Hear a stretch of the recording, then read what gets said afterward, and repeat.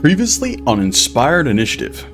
At the height of the blazing ball, Maldorwen addressed the assembled nobles with a somber tale, a call to remember the fallen. His words left the crowd uneasy, and yet he earned the attention of their enigmatic host, Juan and Quinn. In a private exchange, the Malahue shared what they had uncovered beneath Elendor and the Sand Sea. In return, Juan spoke of an ancient ruin, once a place of refuge in the era of despair, where legends spoke of powerful figures known as paragons, the last hope of a dying age. Their discussion was shattered by a piercing scream. Chaos erupted as violent elemental winds tore through the ballroom, attacking guests with deadly force. The Malahue leapt into action, but the storm was overwhelming. Nobles were flung like dolls, and panic consumed the celebration. Between the chaos and death, a radiant flame descended from the sky. Counselor Brightflame, head of Altari's arcane defenses, arrived. With her by their sides, the threat was extinguished.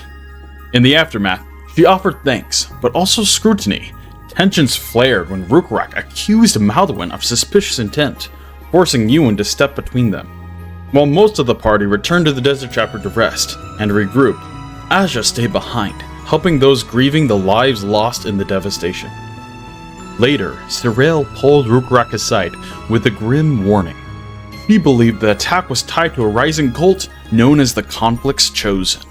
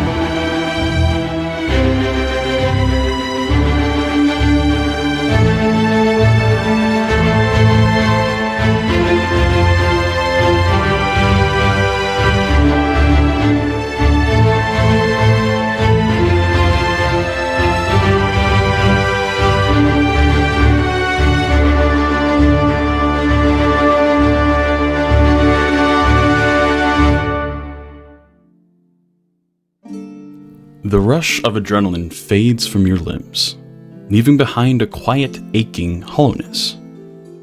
Around you, the District of Passions is soaked not in music or revelry now, but in grief. Elves weep openly, some clutching torn silks or scattered petals, others staring into nothing with expressions carved from sorrow. You recognize that pain, loss. A tide that swept through you long ago, and for the briefest moment you questioned their anguish. How could they understand what true loss feels like? But the bitterness fades just as quickly. No one deserves to carry that weight, not even the sheltered. You offer what you can, words, presence, a calming voice to those paralyzed in disbelief. Healers in robes of soft gold move alongside you, attending the wounded, guiding the stunned. You notice them only in passing. Your focus is on a trembling elven girl whose hands are stained with blood. You coax her gently, reminding her that she is safe now, that home still waits, that all is going to be okay. At least, that's what you say aloud. But your own thoughts churn beneath the calm surface. Your grief had a name, a target, the Khazdurim, a people you could hate for what was taken from you. These elves have nothing but shadows. Who? Why? What did they hope to gain? The questions spiral again. This wasn't a grand scheme to steal a primal essence. No, something darker moves beneath the surface. The words of the fanatic still echo from the airways.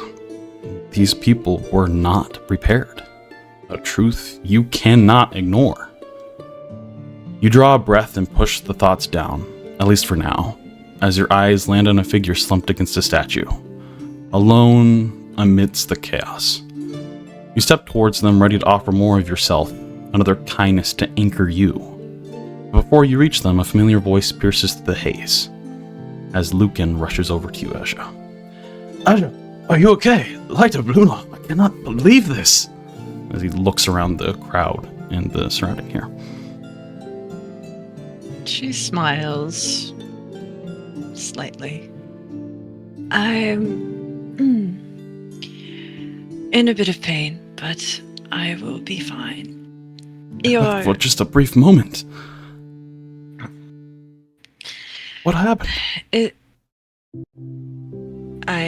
We were meeting with Jean, and then all of a sudden there was a bunch of air elementals that burst in the room and started just killing people. Your father was very brave. He did get hurt, though, but we made sure that he survived at least. His eyes go a little wide as you inform all that occurs, still scanning the crowd here, the other grieving elves. He's okay? He is okay. At least physically. Your father was never meant for that position, was he? There are a lot that don't think he was, no. But there was very little choice. At the time, there was very little choice. Correct? He just kind of nods, still in a little bit of shock himself. She's gonna kind of look down at herself. I just wanted a normal night. I don't know. Have a good dance with a handsome man. Laugh, smile, have some good food.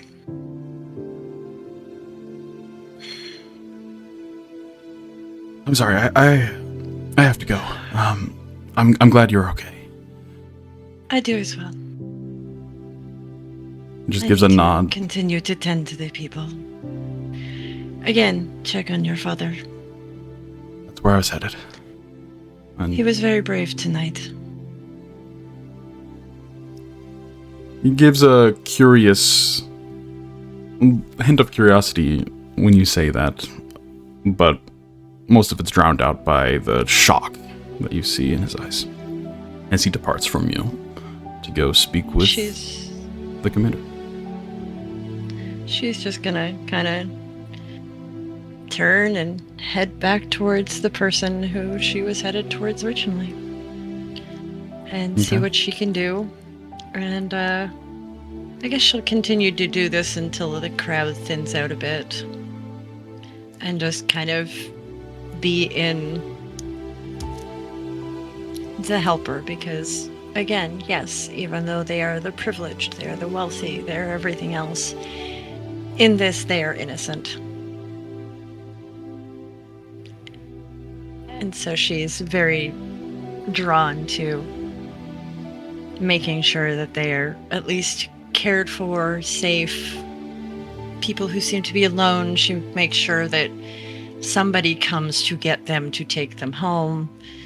Some of the more traumatized, she might, kind of pull the person who comes to take them home aside and say, give them a little bit of a, this is going to take time, don't try and force things, give them a little bit of how to deal with somebody who's like this.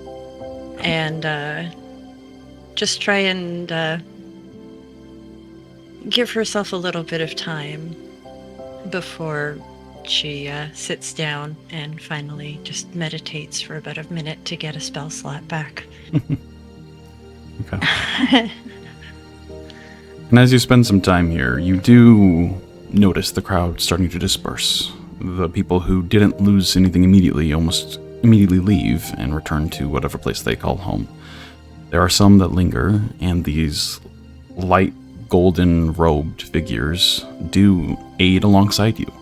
And you do hear in passing some of their methods that sound similar to yours. And they do seem fairly competent at what they are doing in aiding, not just physically, but emotionally. So about an hour or so passes as you Okay. mingle with these individuals, and you can definitely, in a moment, spend some time to regain that spell slot as you do so. Yeah. She'll just get the spell slot back. She's not going to use it, so she's still hurt, but she's not going to use the spell slot on healing. This is a preparatory thing for what she's going to do next. Okay. So, basically, she's going to, once she sees that everything is like, there's enough of the golden robed people and stuff like that. Okay, you guys deal with your own people. Bigger fish to fry. She's gonna go back in the building. Okay. Is there a coat check? There was, yes, where weapons and stuff were left. Yeah, she's not looking for a weapon. She's kind of looking down at herself, you know, covered in blood and all the rest of that, going, this could probably be a bad thing. But she wants to leave the blood there for right now. But, so she wants to kind of go into the cloakroom and just try and find a nondescript, doesn't matter what color or whatever, just something to put over herself with a hood. Okay. And then she's going to leave with the cloak on. Easy enough. Hiding who she is. Done. Your dress that you had made for you already has a hood, so you find a vest of sorts that is quite well fashion made, but maybe it belonged to one of the bodies that were taken from here. And so you unhook it from the hanger and head out with a little more concealment. Yes. As you head towards...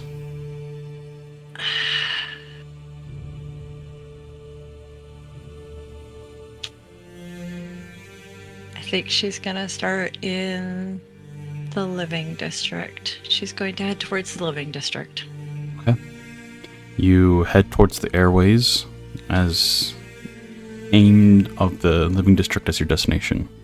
And as you aboard the airways, the gentle winds pick you up once more, or at least the platform, holding you and drift you off in that direction. But as Asja travels throughout the night city here of Feltari, we will transition over to the Abodi. You step into the dimly lit interior, quiet, still, and scrubbed clean of desert dust. The walls remain bare, the furnishings minimal, yet there's a strange comfort in the stillness. It may not feel like home, not truly, but it's yours, at least for now. As both Euan and Maldorwen step in, you know Rhukkarrak will probably be a few moments behind.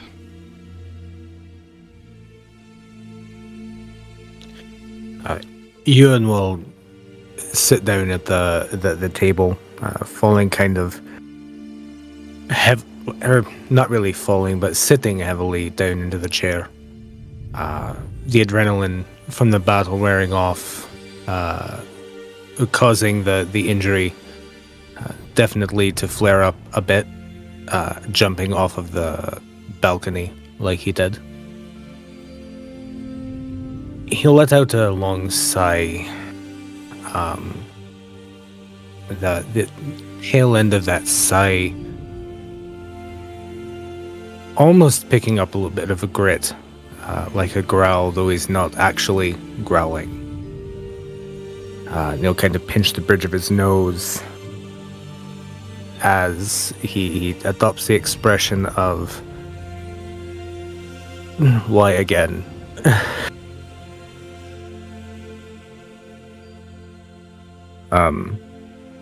And while Rhukkarrak is not there, Euan is going to turn to Maldorwen and regard him for a moment.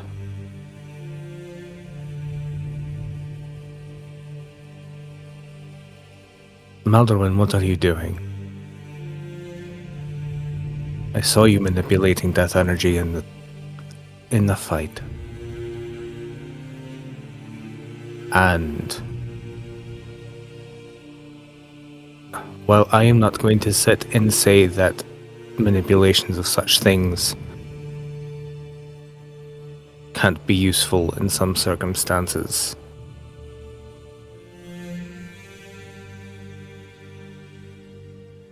And can lead to a lot of troubles.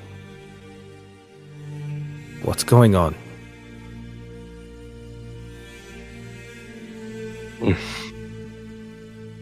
Well, we heard a voice from the past. A voice that was probably forgotten a long time ago. It spoke to us and somewhat revealed our fate. Of me, it said, I am bound to the past. And, well, the past is dead. All of it.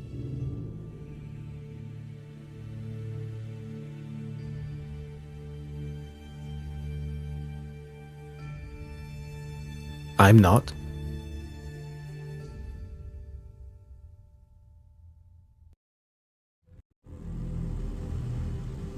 That is true. Neither am I.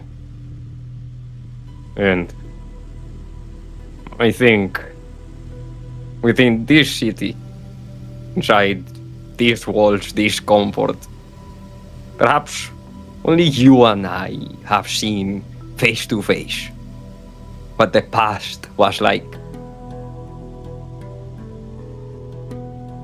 Perhaps. No, actually, you're probably right with that. Considering the showing of the, kind of do the air quotation mark thing, guard in the ball performed. Poor fools. Most of them didn't even know what happened.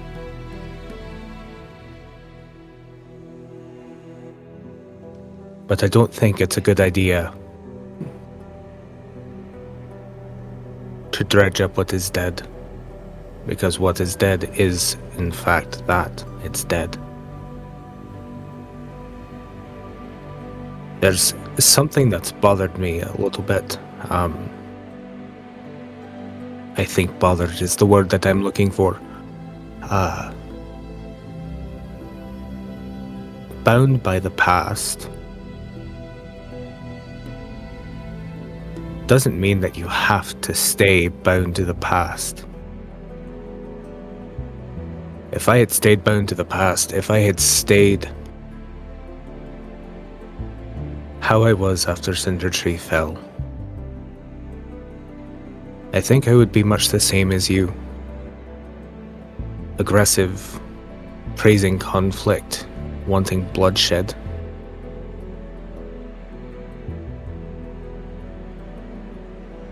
But there are things to live for the future as well. And if you keep your eyes on the past for too long, it's easy to miss what is in front of you that is worth living and fighting for.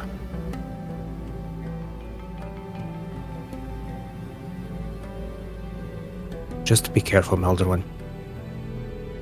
I don't want to lose another friend. I wish you could see what it looks inside this helm. This helmet, it makes the view of the present so narrow for this.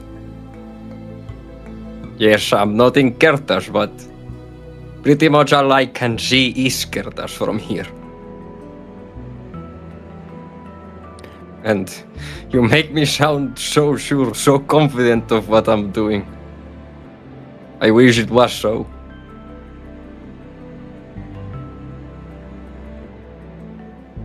Then maybe, brother, it's time to look forward without the helm.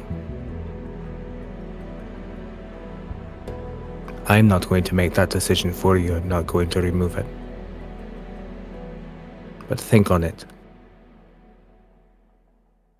Perhaps there's more than just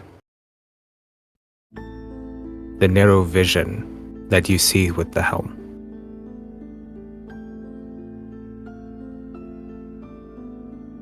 And before Maldorwen can respond, Rhukkarrak enters.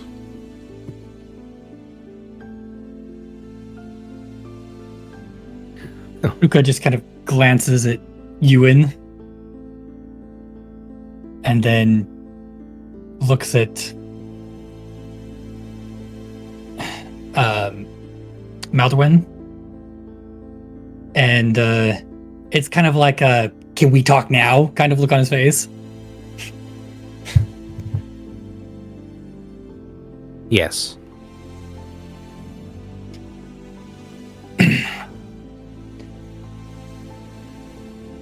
Okay. Maldorwen, what? Please, tell me that you are not part of this. Oh, what did Cyril tell me they're called? The conflicts chosen. Please explain to me how you are not caught up and involved in the death of so many innocent people.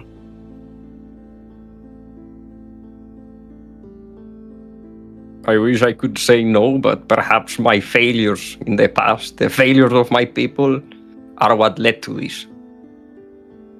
Am I chosen by the conflict? What do you think, Rhukkarrak? Oh, don't give me this fate crap and all that other stuff. I don't care about what you were destined to do. I'm talking about what you actually did tonight.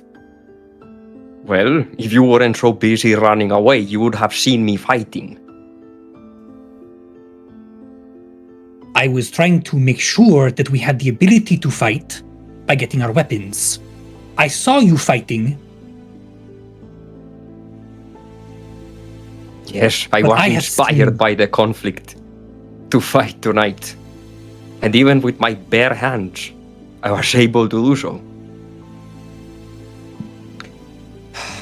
I have seen too many two-faced individuals. You could have instigated the thing and also fought along our side so you wouldn't...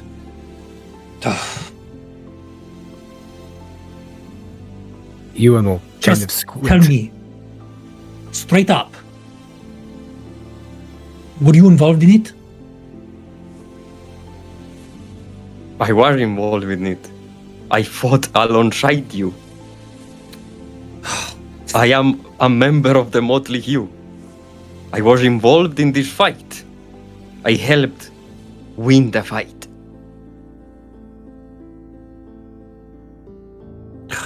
Fine. Fine. Whatever. I guess that works for now. Enough. And Euan will kind of squint and pinch the bridge of his nose in exasperation once again. We haven't even discussed his use of the death energy yet. Like, Asja keeps telling me that it's not good. You're not supposed to be manipulating it. And then Maldorwen it's okay for him. Like, what? And he has been reprimanded. What? I spoke to him while you were away. Like, I don't necessarily have a problem with him doing it, but it's what is this double? Whatever. Fine. Fine.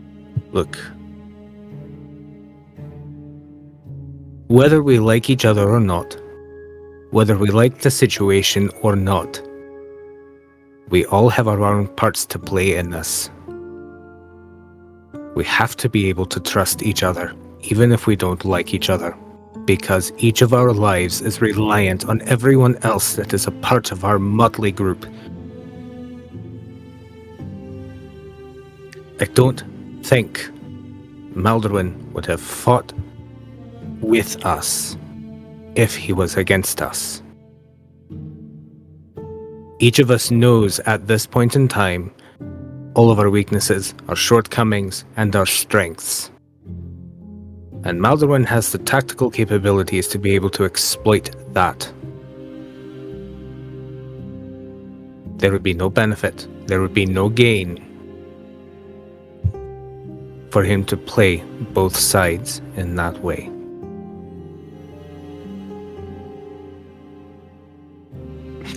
I If understand. it makes you feel any better, Rhukkarrak, know that my words were inspired by, I don't know, something came over me. I promise you it wasn't me who called upon those creatures. I was, for a moment there, enjoying myself, just telling a story. I felt like a kid again. I don't know what else to tell you.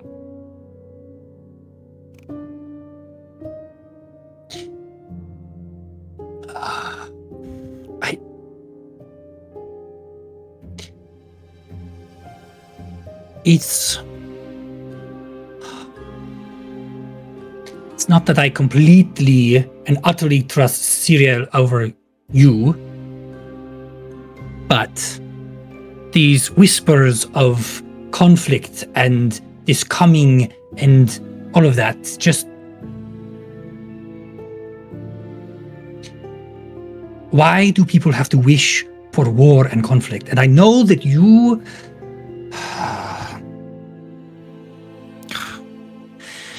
maybe I'm biased against your religion or whatever it is that you believe in, but it just seemed so convenient. And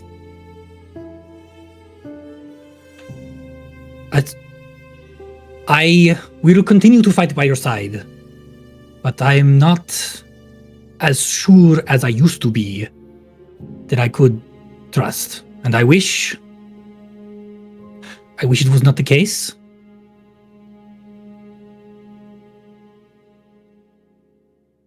But it is. Funny thing about conflict is it has a way of finding us whether we want it or not. There are cultures that have thrived on conflict. The Cartusi gnomes are one of those. My people were one of those. We found our wealth, we found our livelihoods in conflict, forging arms and armor for use for the defense of nations. And it still came for us in the end, even though we tried to stay out of it otherwise. We sent out our scouts. They never came back. Then we were attacked. Silently and swiftly, the city burned and its people killed before we even knew it happened.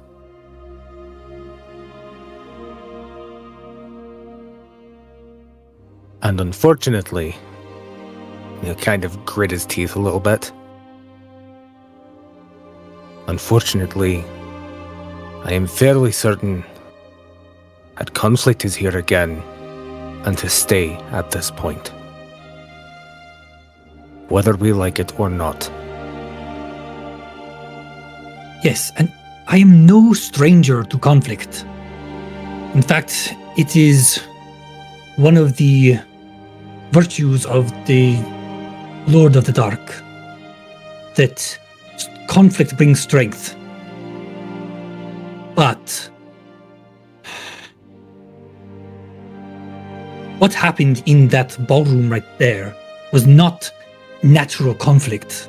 It was not the kind that you face and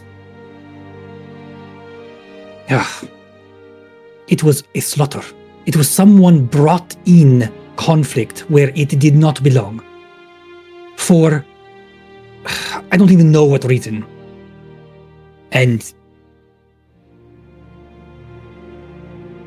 it was a bloodbath. You are right. Yes, I agree with you, Rhukkarrak. And I was enjoying myself, as I said. I didn't want it to stop. I wanted to talk to that Jan. And there's also something I can tell you both. I do not I am not a two-faced person. I do wear a helmet. I do wear a mask. But that is not by choice. And it is not by choice that I have a shadow.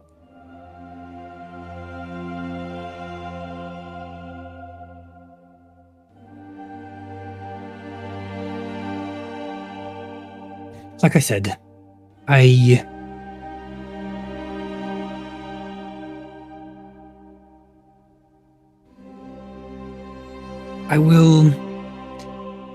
will continue to fight by your side. I really hope that it is exactly as you say. And honestly, I really don't have any evidence or proof or anything to actually say. It's just just what you said aligned way too. It really, it just, it awoke in something in the connection with that slaughter. I don't know if I even understand it myself. Anyway, but do we know when Asja is going to be back? I don't. She is helping currently tend to the wounded and the suffering, which she is especially qualified to do. I am living testament to that. Here's the thing, both of you. A conflict is conflict. Whether it be conflict within the party or conflict that we are fighting against. We can also rise above. And if there are problems like this with one another again, for the love of the gods, please, can we refrain from outbursts like we had tonight? It took us forever to get here, and the least that we owe to ourselves is a few moments of peace without getting caught in the politics of a city we've been in for less than a week. I don't want to feel like I'm being run out of a city again like we were in Elendor. And outbursts like that are only going to make us on the wrong side of the council again. We are all adults. We can sit and talk about it like adults. Behind closed doors. Am I understood? Rhukkarrak just gives a resigned look and yes. Just because there is conflict going on outside does not mean we need to add to the public conflict with our own problems. It happens. Anytime there's a group of people, it's going to happen. We need to be better than that and work through it together and amongst ourselves.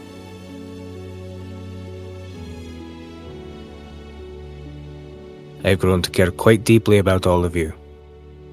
And as I told Maldorwen, I cannot lose another friend.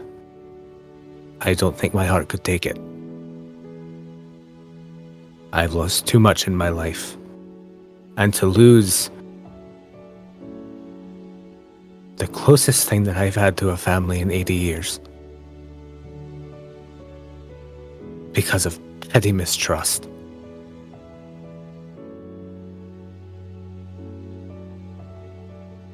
I don't want that to happen. And he will just kind of sigh and relax a bit in the chair. Kind of spent emotionally trying to get through that last little bit. Rhukkarrak will just kind of turn to him. Well, I could certainly I could certainly use some exercise to work off whatever it is. Are you up for those lessons we discussed? With that you just said, Rhukkarrak, you reminded me of a saying of my people. You can only have two kinds of parents.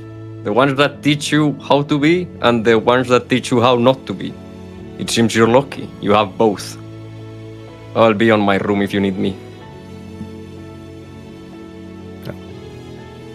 Maldorwen, We'll you take just care kind of of- yourself too. We'll follow you like with a puzzled expression, like, what the heck was he talking about? I don't know. Sometimes he says things, they all have meaning.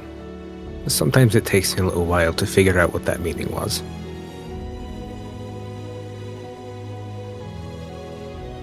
But one thing that I can assure you is that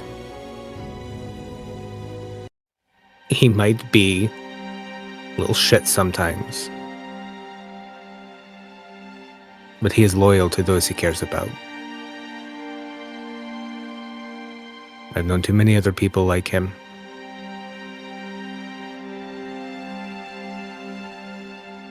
Maybe perhaps that's why he and I have gotten so close. He's one of the few people that are alive that knows what I've been through, and I can talk to from a military's perspective.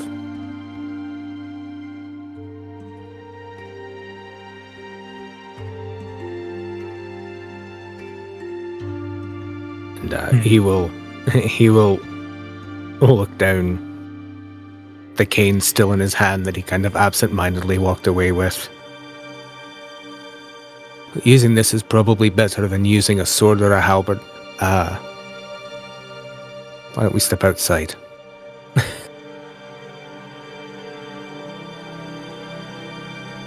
And he'll join. Okay. So as Rhukkarrak and Euan step outside of the little abode, the housing unit that you have here to yourselves, trying to work off any residual adrenaline and just wear yourselves out a little bit, while allowing your mind to ponder what occurred during the night, and just those thoughts still bubbling in your head, giving your body something to also work on. We're gonna shift back towards Asja.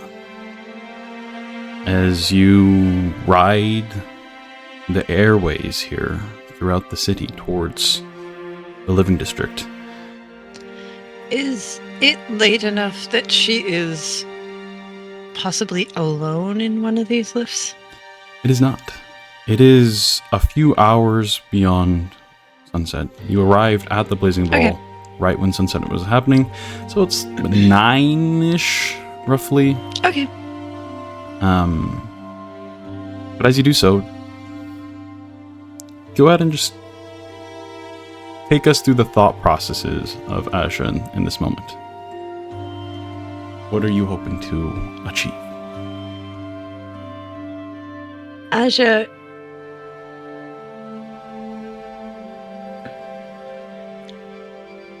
since pretty much leaving home, has realized that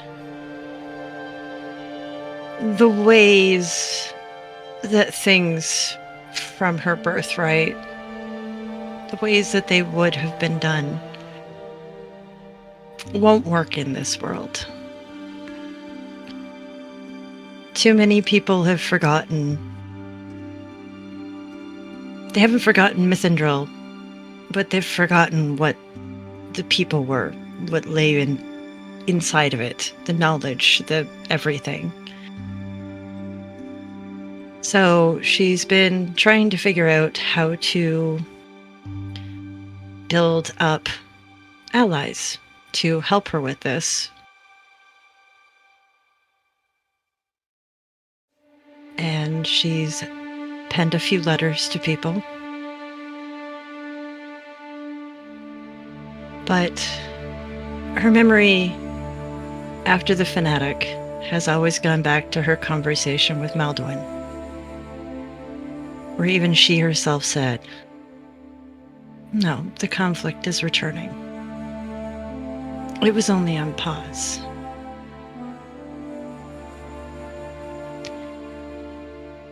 And seeing what she saw tonight with the guards, and that moment in the commander's eyes, the commander who should be just as brave and strong as Calorith was,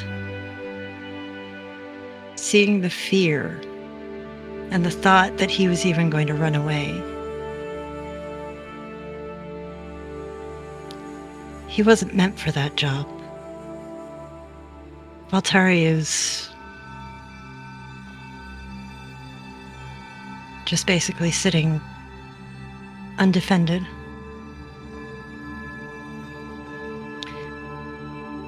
She doesn't have the voice or the power within the city. So, she's going to go and try and find some people that might. And she's going to go and try and find one of the fanatics. Okay. As the airway comes to a rest, you step off the platform, the stone beneath your feet humming faintly as the lift departs behind you. A warm night breeze brushes past, laced with the scent of hearth fire, cooked grains, and the faint perfume of desert flowers curling up in the shadowed dusk. Before you stretches the living district. Low rooftops of sun-blushed sandstone, soft lantern light in open windows, the muffled chorus of a city easing into its evening rhythm. The grandeur of the blazing ball feels like a different world here, far above and far away. You begin to walk, your footsteps joining the quiet shuffle of others making their way home. Elven citizens, faces drawn from a long day's labor. Some silent in their fatigue, others chatting softly, laughter woven into their weariness. You pass food vendors calling out with practiced cadence, their carts steaming with modest but hearty fare, spiced flatbreads, roasted roots, herbal teas poured into chipped cups. Some stop to buy, others glance with longing before continuing on. Heads bowed. Corn purses a little too light to linger. And yet, it doesn't feel hollow here. You watch as families reunite, lovers embraced at doorways, children bounding into arms, friends clasping hands beneath archways. There is tiredness, yes, but also connection, purpose. These people do not wear the shimmer of luxury like the nobles you mingled with hours before, but neither do they seem crushed by the weight of survival. They endure. And in that endurance, you sense something real, something familiar. You take your time, wandering deeper into the district's quieter paths, guided more by instinct than direction. Eventually, you find it. A small courtyard tucked between communal dwellings, its walls etched with faded murals of desert birds and rivers long dried. A half-circle of elves is gathered here, their faces lit by the flicker of a single flame at the courtyard center. At their front stands a robed figure, hood lowered, arms open, not in authority, but in welcome. You step closer, his voice carries gently but clearly. Our lives are not broken, but they are fragile. This city we love has grown comfortable, blinded. It forgets the winds beyond its walls, the currents beneath its calm. We cannot afford to forget. I do not speak to instill fear, but to awaken thought. Our leaders offer us peace, but do not prepare us for its price. They promise calm seas without building a harbor strong enough to withstand the storm. So I ask you, how will you face what comes? Not alone, but together. How will you lift your neighbor? Heal your kin, strengthen your soul. This is not the time for sleep. It is the time for gathering, for planning, for growing strong. Not in steel, but in will. And when the world shifts again, as it always does, we will not be swept away. We will rise, not as pawns of conflict, but as its reckoning. As he looks not to the heavens, but to the people, to them, his eyes clear and honest meet theirs as one would speak to kin. There's no firebrand sermon here, no threats, just a plea. a warning, a hope. As a few murmurings occur from the elven circle here, as the sermon here kind of closes, some of the elven individuals get up and go about their night, as this robed figure greets a couple of them, handshaking and whatnot, as you are able to approach or do what you would like. Asja is going to look around the courtyard for just a moment while there's other people approaching him. And then she will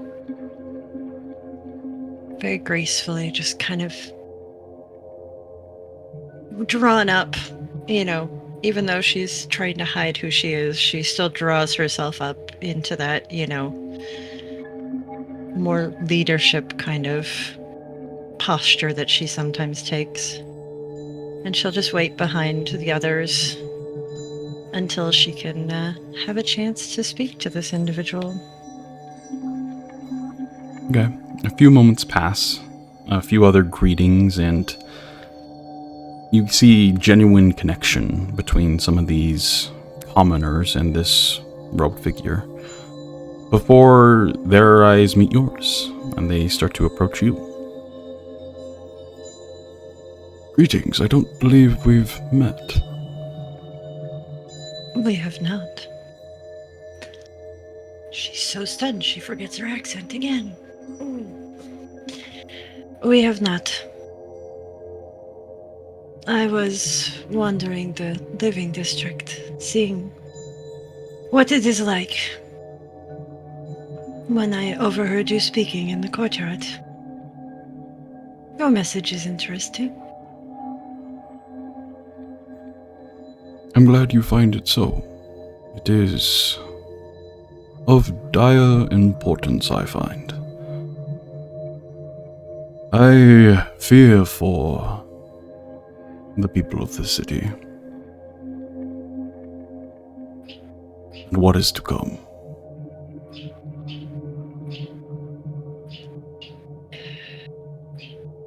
Well, if it is anything like tonight,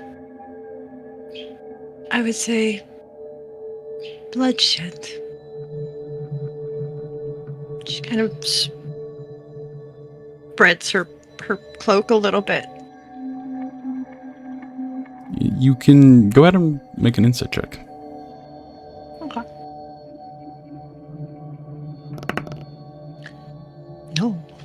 Eight. You see his eyes wide quite a bit with the sight of the blood on your dress.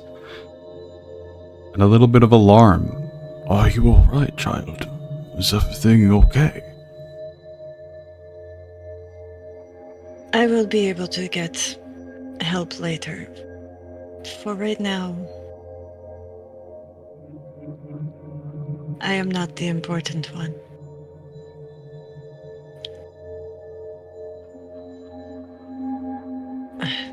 My name is Asja.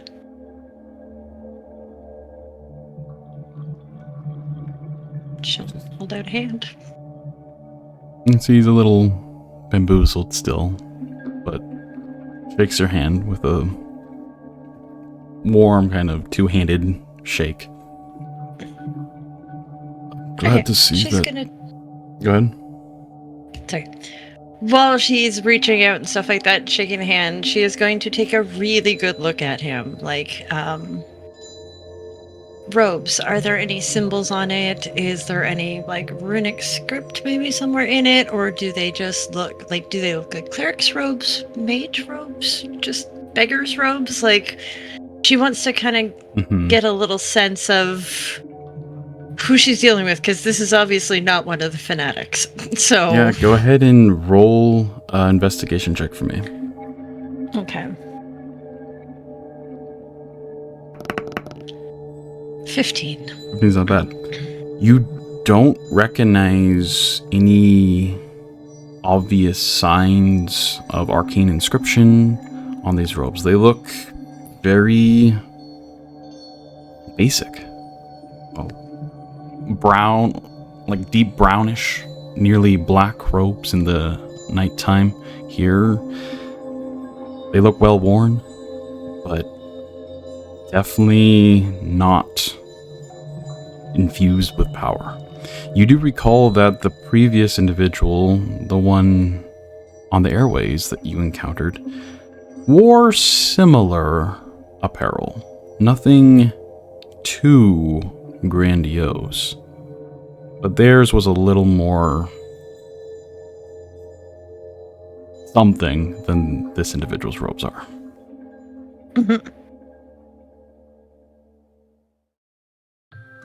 She'll finish shaking his hand. Do you have a place to stay? There I are do. places in the district here that we can... You do? Good. I would not want to take up any space. When we did come here to look to see space, there was very limited space, and I have the means to be able to stay somewhere else and not take up room in a place that already seems very crowded. Yes. And you watch him kind of eye your clothing a little more and the niceties, even though it is a little bloodstained. The coat that you're wearing is a very fine make. I borrowed the coat. I did not think it would be very, I did not think it would be very good to be walking around the city looking as I do. Understandably so. And you thought out the conversation? What? I can see that you're not from here, at least. Motions towards the living district around you. I am not Yes. even from here. Don't worry. Is there a way I can be of service then? What is it you seek?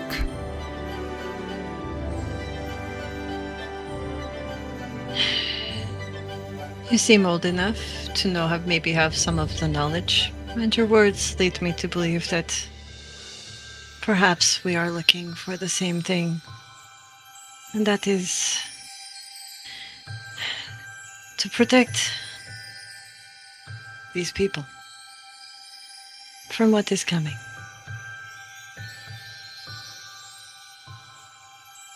Why is the city so undefended? I would have thought in the, 80 years, something would have been done? He gets a somber look and almost looks down to the ground.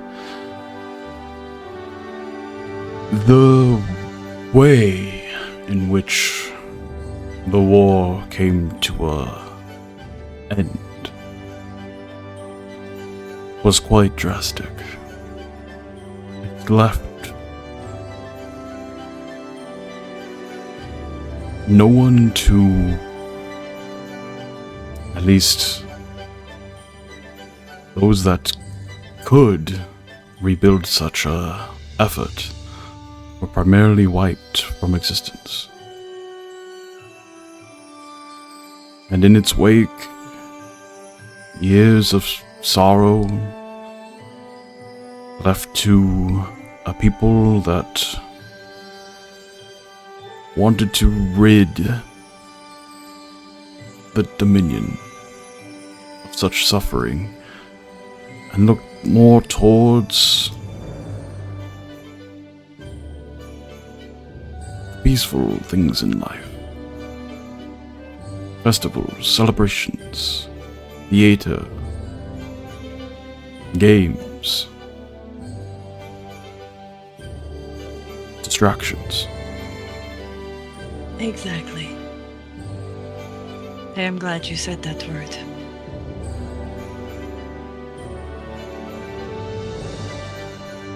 But now the time has come. Something stirs. Not just Yes. here. Everywhere. I'm glad you feel it as well.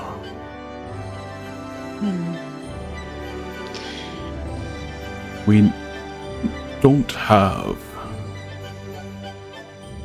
80 years before it arrived.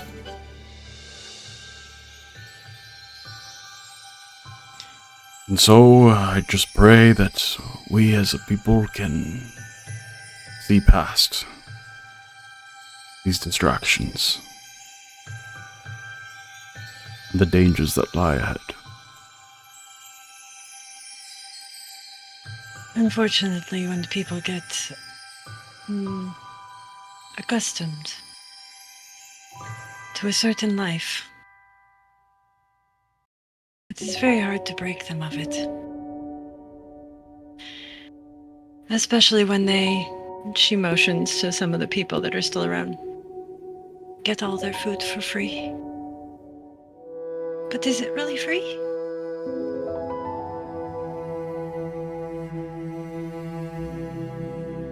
Nothing in life is completely Free. free.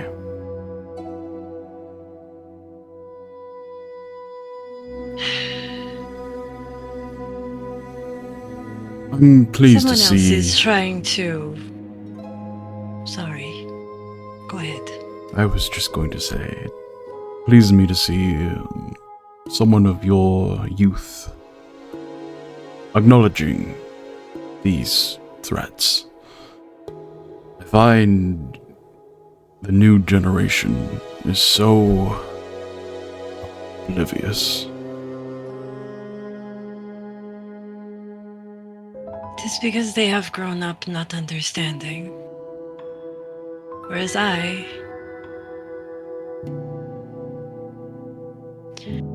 let's just say, maybe I'm one of the last of my people.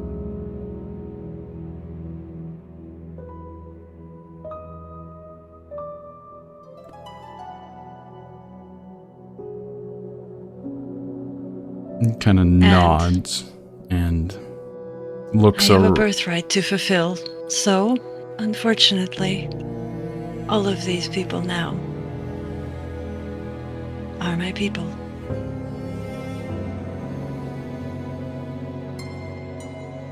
He just gives another nod. Look, a few days from now, the 18th of Flamefall. Look towards the festival. We hope much will be revealed to those who do not wish to see.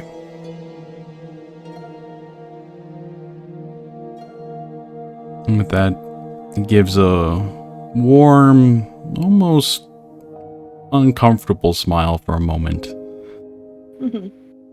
before stepping away from you and greeting other individuals in the nighttime air here. Asja's going to just take one last moment to look around the courtyard. And then she is going to start heading back towards the air tubes. Okay. But she's going to take very careful note of how exactly to get back to that courtyard Okay. if she needs to. Go ahead and just roll a survival check with the winding archway streets of the Living District. It's not super 16. difficult. Yeah, 16 will do it. You memorize the pathway back. And feel pretty confident that you can return to that same courtyard if you so wish. Just because I didn't write down fast enough, it was the 18th. 18th of Flamefall, yes, which is 2 days from now. It's 2 days from now. the Okay. evening of the 16th, so very, very soon. All right. Well, All right. she will head back to the tubes and head back home. Okay.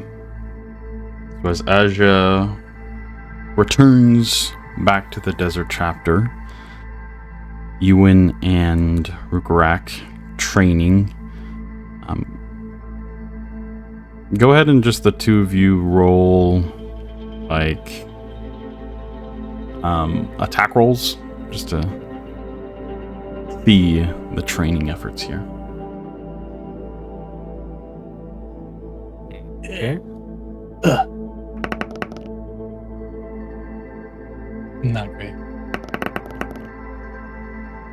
Very great. Very great. All right. So, can you please roll a insight check just to give me an idea of how much detail to go into when describing? 7. Oh, excellent. So it seems as though something is bothering Rhukkarrak. What?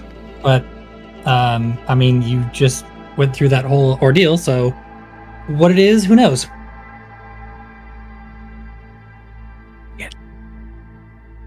I would like to use my non-existent heroic inspiration. No.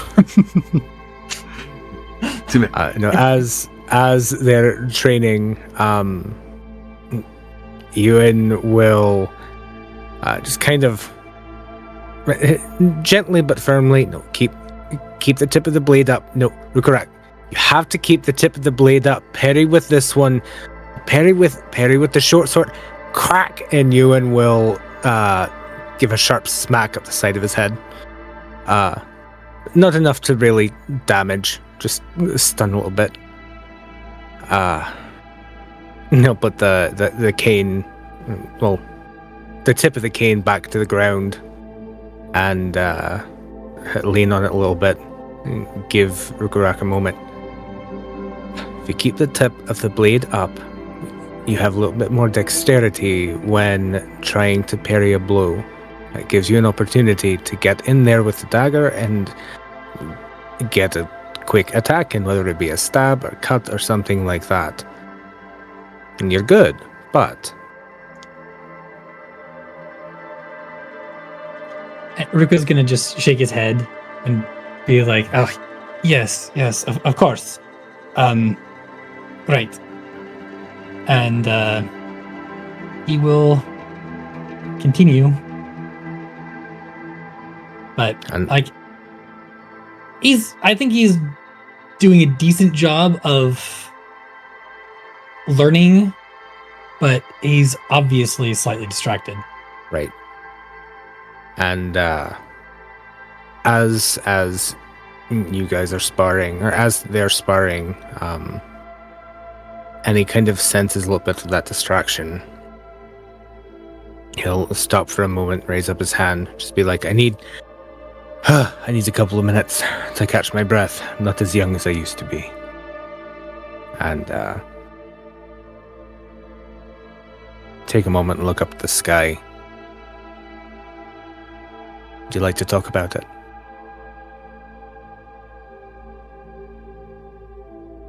Talk about what? Just sensing a little bit of distraction, that's all. Oh, it's... And you have been kind to offer me an ear if I want to talk about things. And I would like to offer you the same.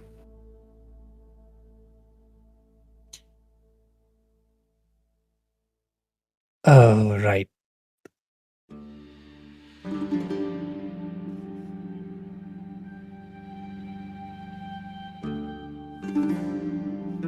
Well,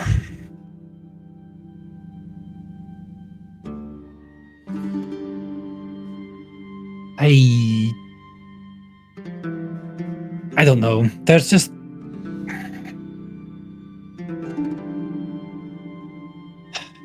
I kind of...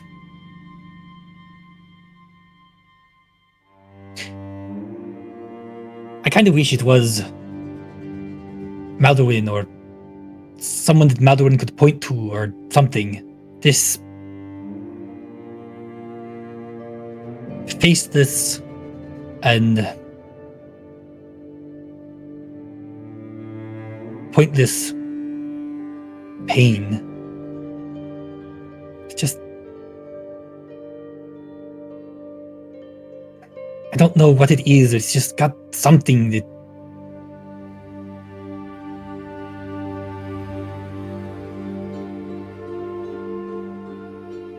just has me unsettled. That's all. I don't know why. It's easier to cope when there's someone to blame. Something to blame doesn't have to be someone. Goodness knows when our scouts went missing. It was my suggestion that we send them out after the Khazdurim army as they were marching towards what I assume could have only been Mithrandel at the time. I blamed myself for a very long time because it was easier to blame myself than it was to just blame happenstance. And maybe they just got caught. It was easy to probably would have been easier to blame the Khazdurim, but I blamed myself. It was easier. The way the world works, not everything has rhyme and reason. And sometimes you just end up on the wrong side of the wall.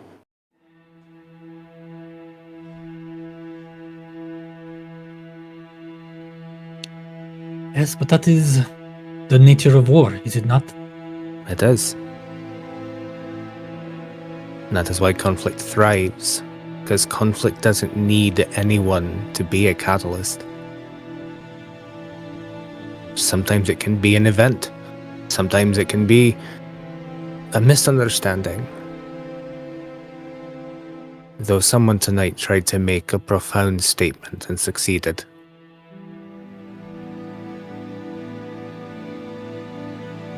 Yes.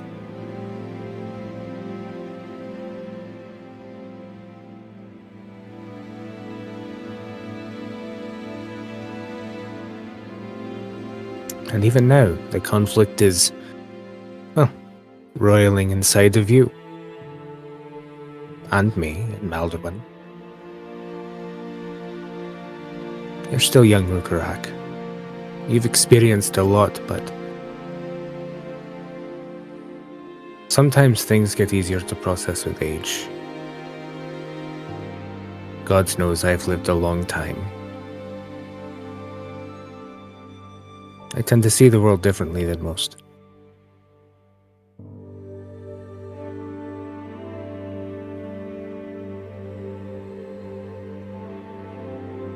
I would like to know why the night happened, and who is a part of it. I will never justify the slaughter of innocent lives.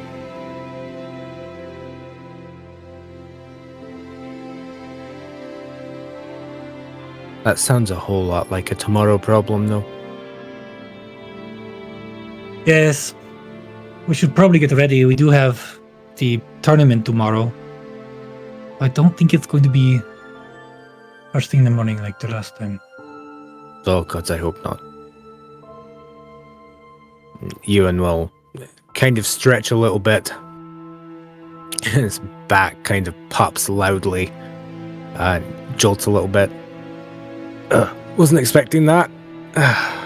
But I think my body's trying to give up on me right now, and I should probably go lay down, even if I don't go to bed yet. Before you go to sleep, I have a random question. Alright, go for it. I was thinking the other day about what the... was it the Finks said? Right. And I think it was. Wondering if it maybe held secrets to my curse.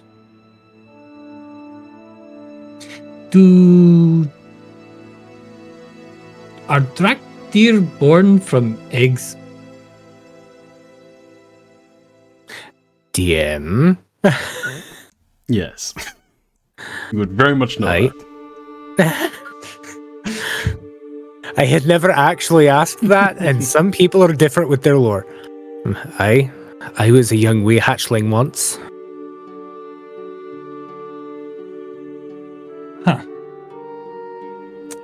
So, it probably is related? Anyway, I can let you go to bed. It's just my mind wandering, trying to make sense of anything.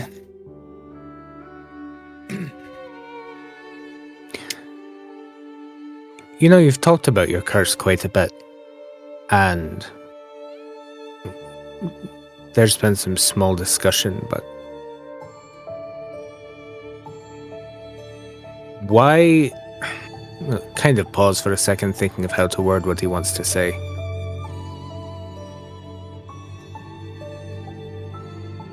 Why do you say you're cursed?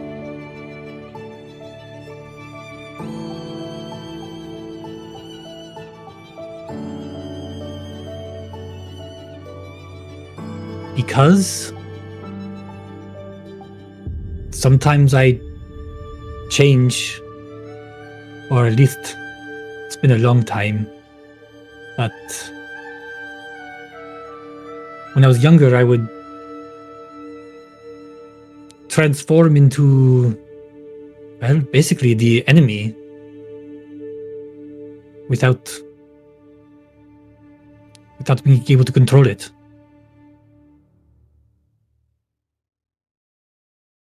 Euan cocks an eyebrow a little bit. If I remember, you said it was the blue Drakthir that marched through your city or something like that? Well, I mean, most of them are actually white, but Wait, yes, my apologies. the Frost Drakthir. Yes.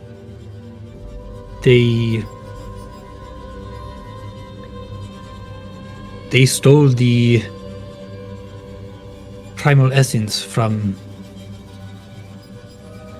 the orcs and caused a whole city to be buried.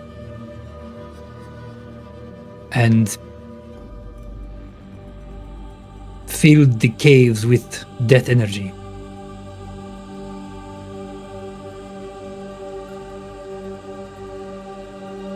He'll take a moment to kind of mull over the words in his mind, thinking about it. It's really not too different of a situation than what Asja and I have dealt with, just a different face to the driving force of the conflict. But you and I are kind of in the same boat, you know. It wasn't always green.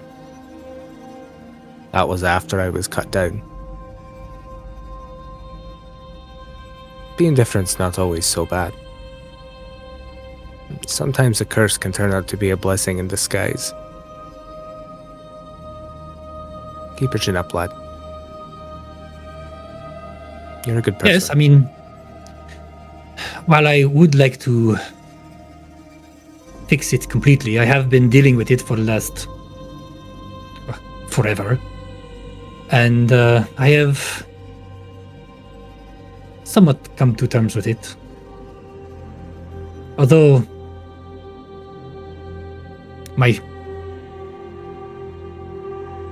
father was talking about potential marriage. I don't know how that would work with this, so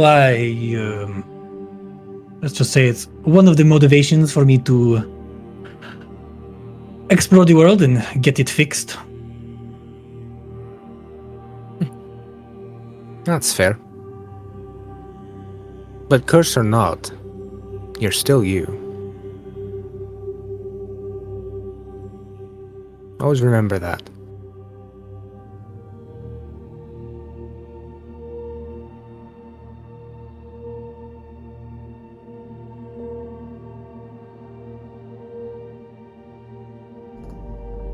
I will. Well, thank you for the chat.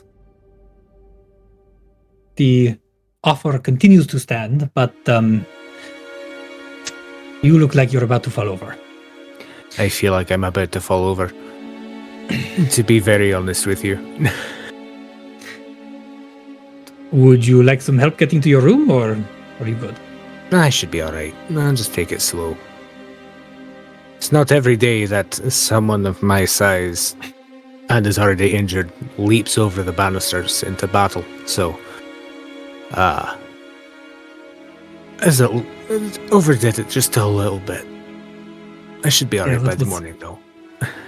That was quite impressive. I was not expecting that. But I will see you tomorrow. I'm probably going to stay out here and continue to exercise until it gets later, or I really start feeling tired. Remember, keep the tip up, parry with the short sword, make your strikes with your dagger. You're fast enough to do a very swift, unexpected strike and catch someone off guard. He'll give you a nod and move out to find some space and continue practicing. Right. And Euan will get inside. Okay. Go to And lay just down. so we... Okay. Go ahead. Just so we don't have to go through the whole rigmarole of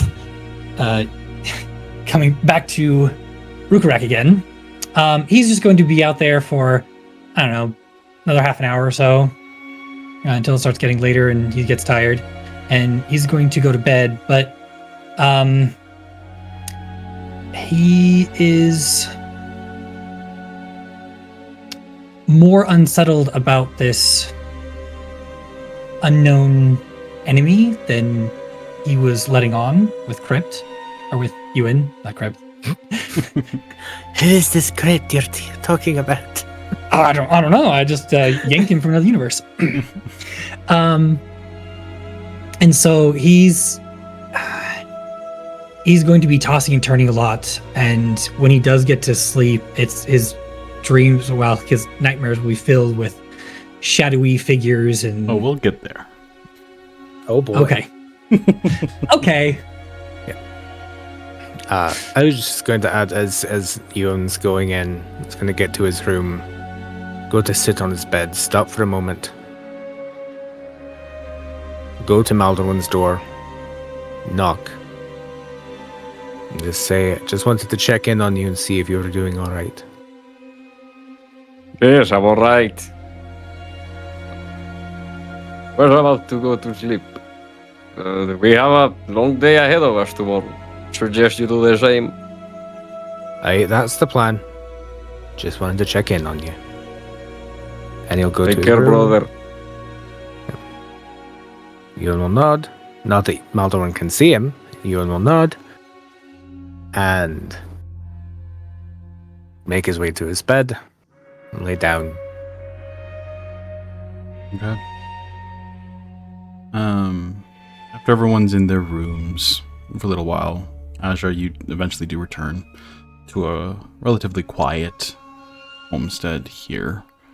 Is there anything else you would like to do before you Yes. as well? Before drift off? she gets to the abode, even. Okay. So again, in the airlift on the way back, she kind of gives a little cough and notice maybe that there's a little blood that she's coughing up because I did take a hit that took me down half of my health. So she's going to go to the infirmary and seek assistance. Okay. Easy enough. You memorized at this point the pathways to the... Yeah.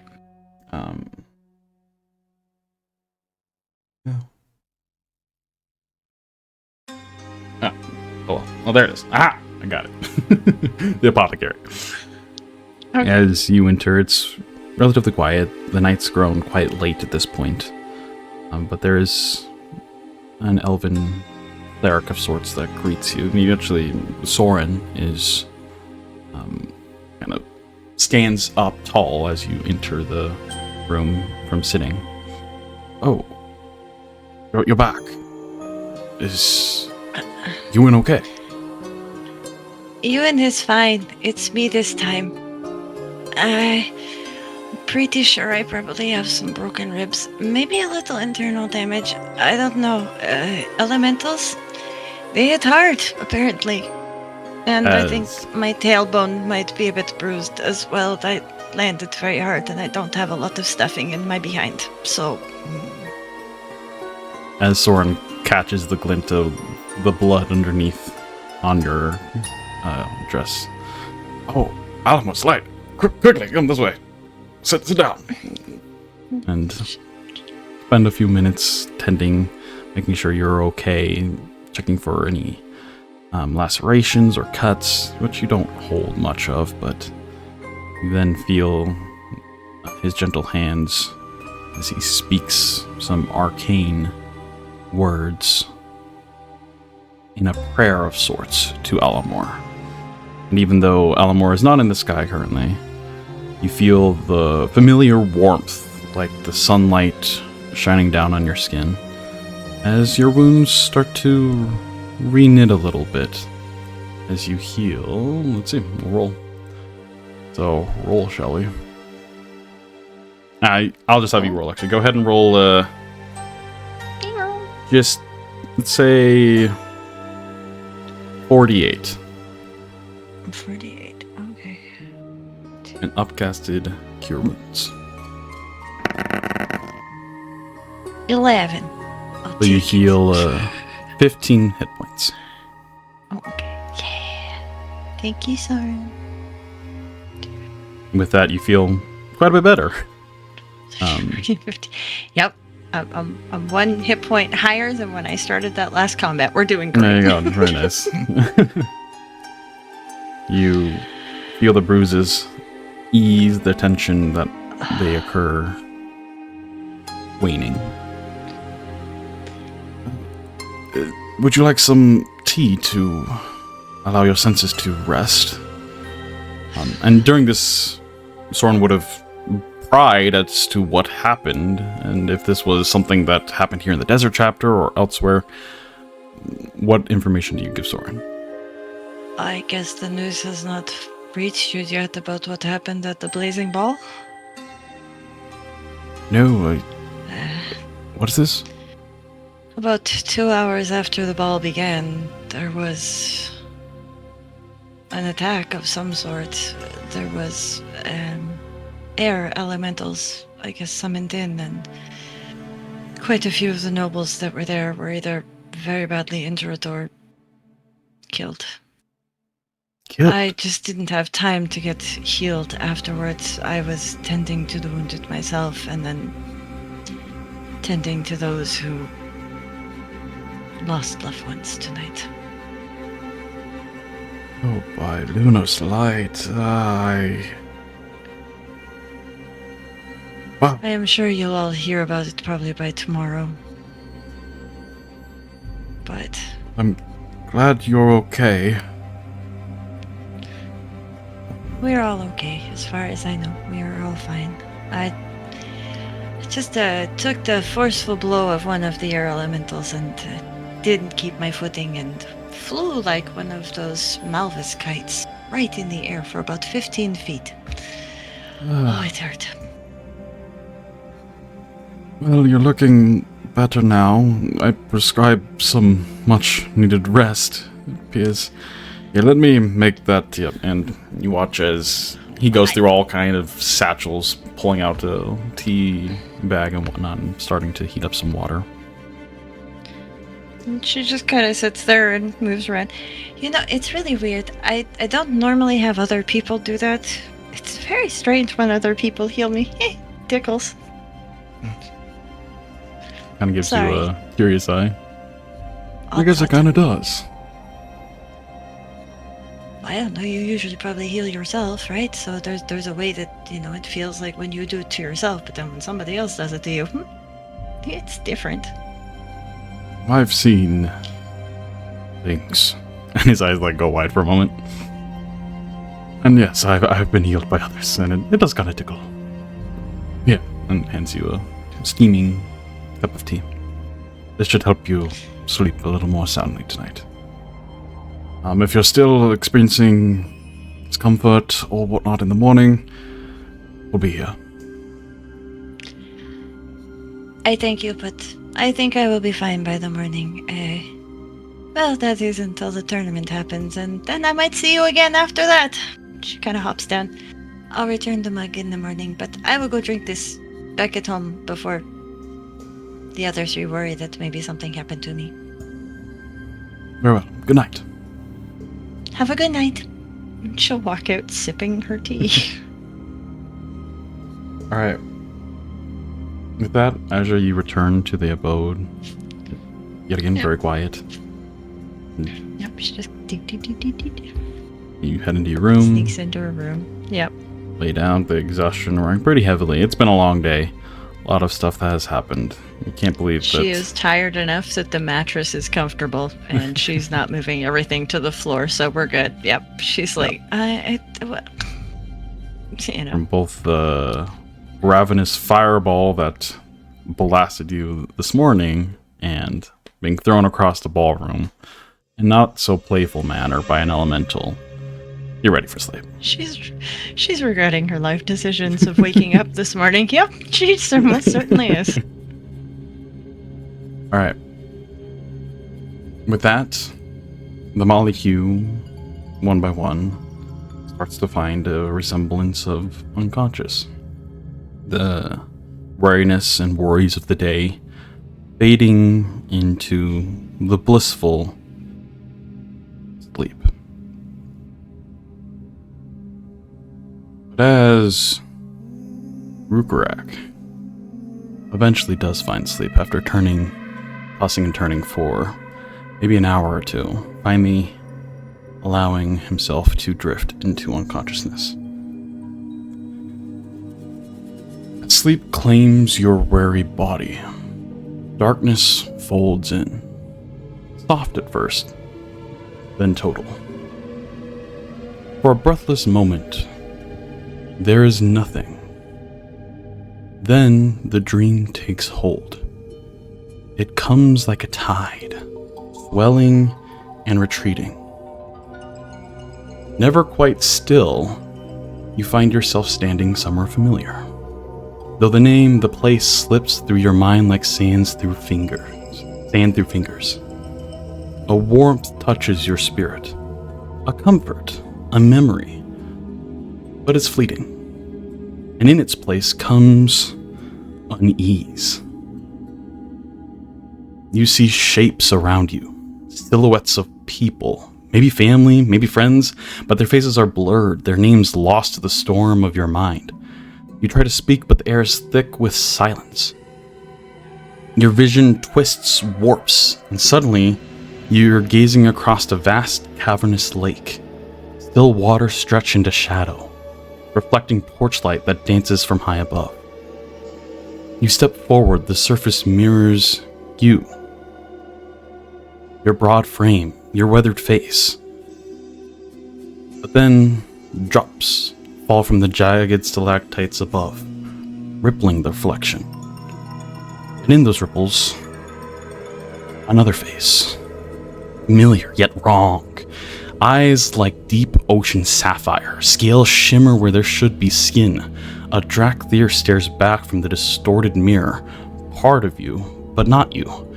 You lash out instinctually, disturbing the surface. The reflection scatters. But when it returns, the face still lingers beneath the water.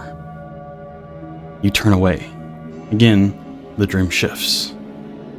Now warmth returns.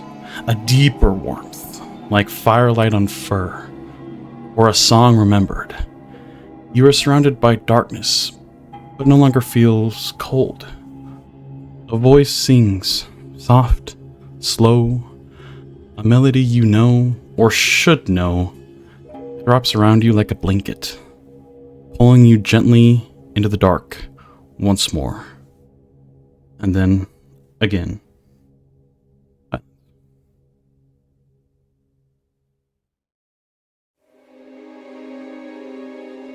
And with that, you all achieve a long rest. You can roll your hit dice, you regain half your hit dice, rounded down, and then can roll up to half your hit dice, rounded down, to regain hit points for the coming day.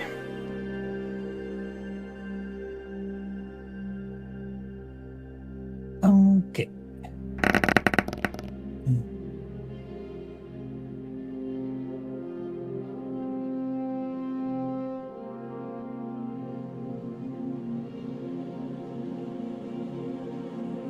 Right, I'm back up to full health. Nice. Okay, I'm not too bad. I'll use 3. Asja is going to use one of her healing lights on herself. Okay.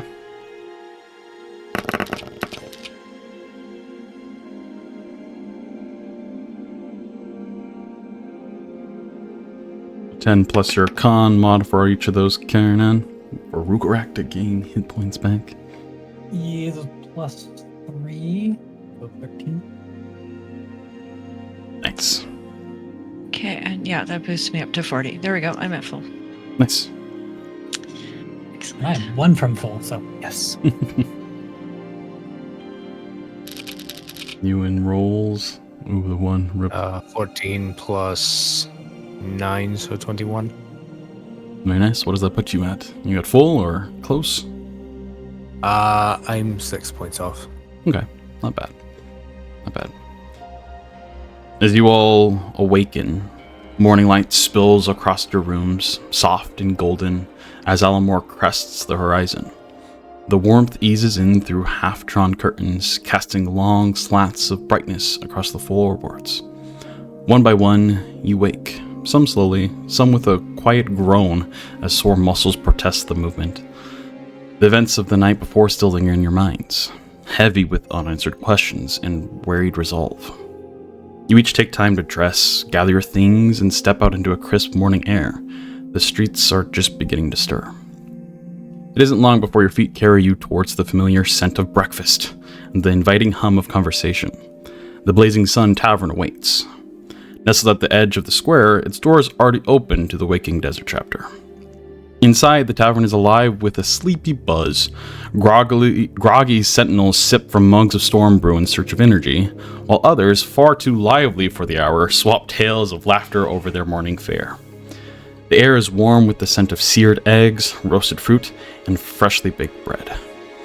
You're greeted with nods as you approach the bar, handed plates laden with eggs, sliced melons, and soft honey bread. With drinks in hand, you find your way to a familiar table and settle in, the comfort of a hot meal grounding you after what feels like days of chaos. You all make your way in for a morning meal.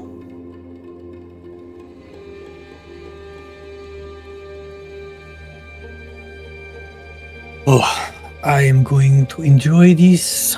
Last night was a nightmare, literally. And he's going to dig in.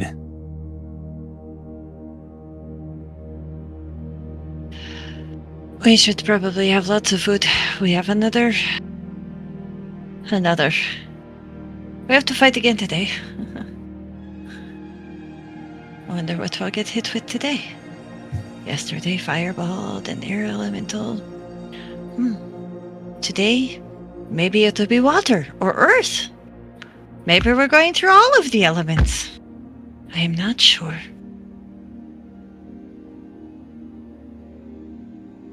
Hopefully we'll still be able to hold our own in the fights to come.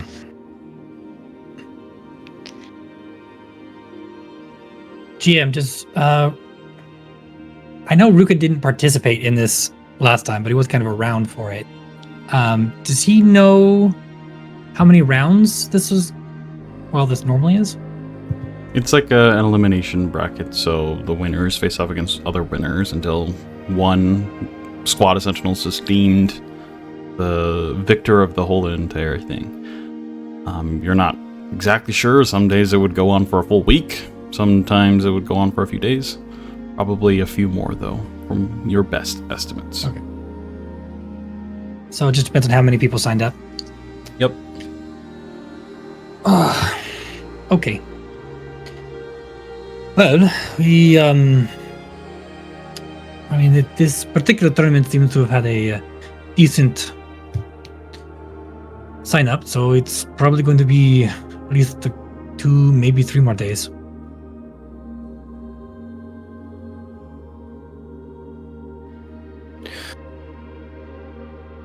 Unless you want to lose, and then we could just get eliminated and it doesn't matter.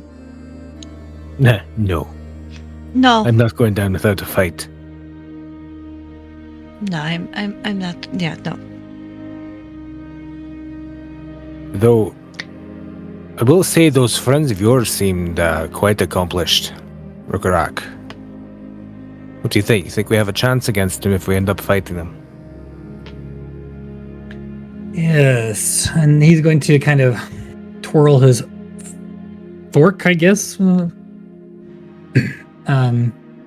thought. And yes, they will be quite the challenge. I don't know. We did take down a wyvern, so I think we have a shot, but it's not going to be easy.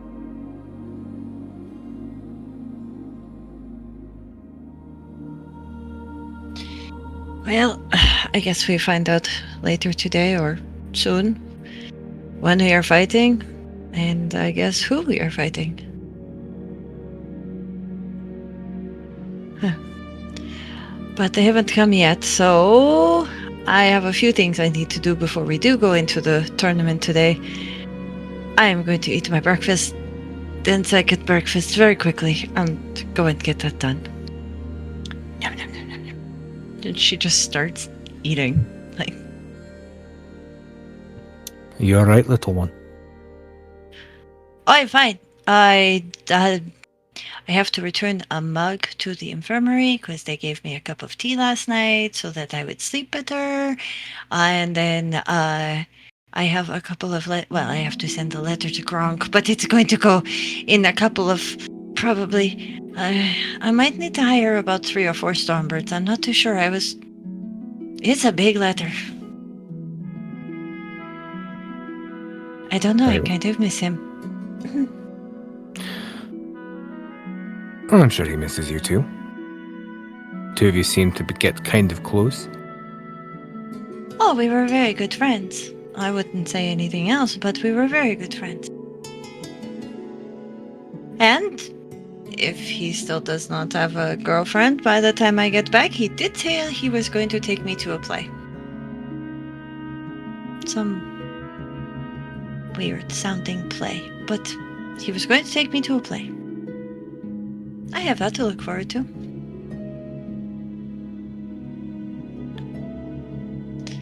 So it's little errands. It's nothing. I'm not leaving the compound. I just need to do some errands before we get punched in the face a lot. Oh, you're fine.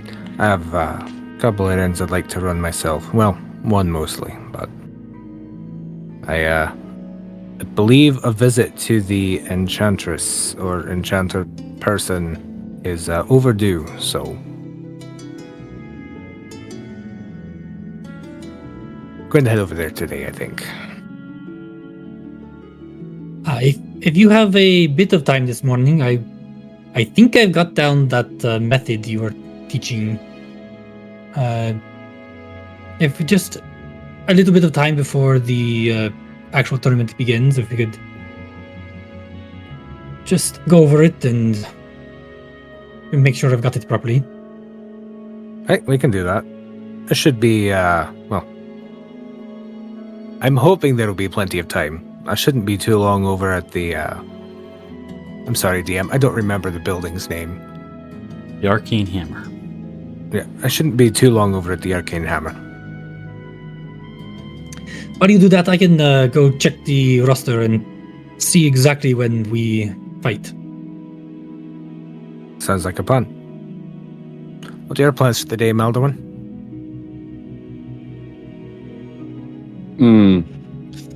I was thinking of going towards the Spire of Illumination, but I guess that depends on the time we're fighting.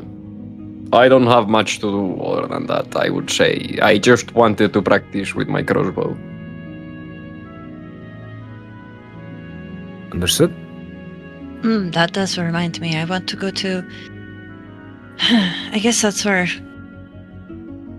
Is that where I guess the archives would be as well for people who come through? Maybe, I don't know.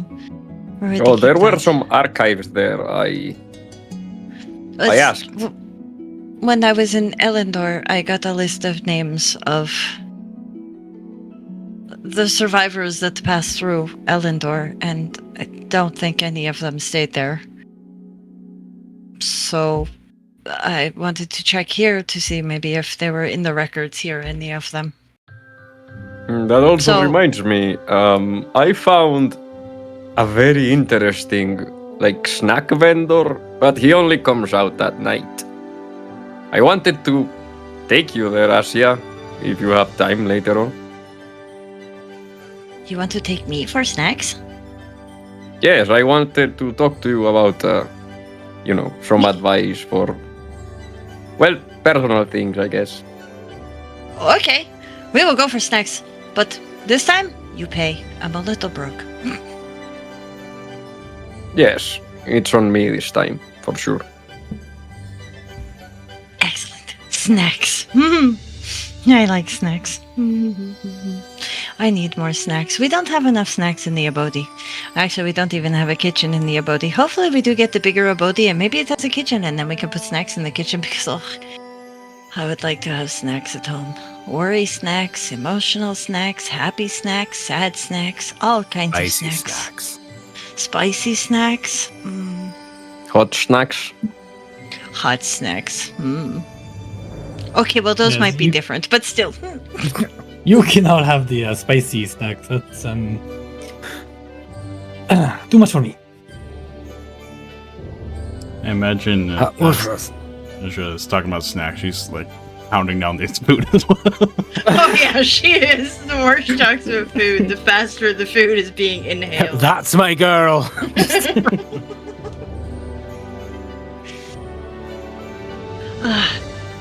Dad, I don't know what we're going to do, but we are almost out of Marley's hot sauce. We are going to have to find if Valtari has a good hot sauce or not. If not, maybe we will have to buy the spices and see if maybe they will let us make a hot sauce here in the kitchen. I don't know. That would be nice. I'm going to be really sad when we're out of this. Just makes everything taste so delicious. It also gives you quite a pep in your. It also does do that.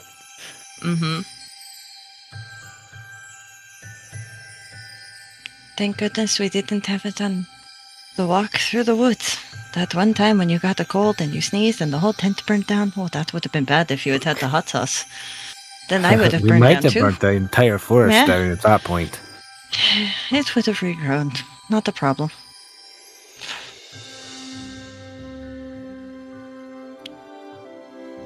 All right. As Anyways.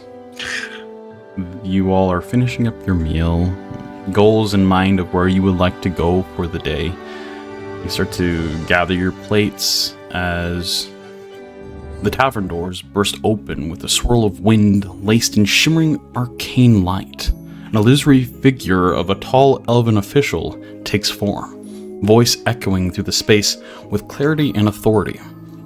Citizens of Valtari, hear this decree.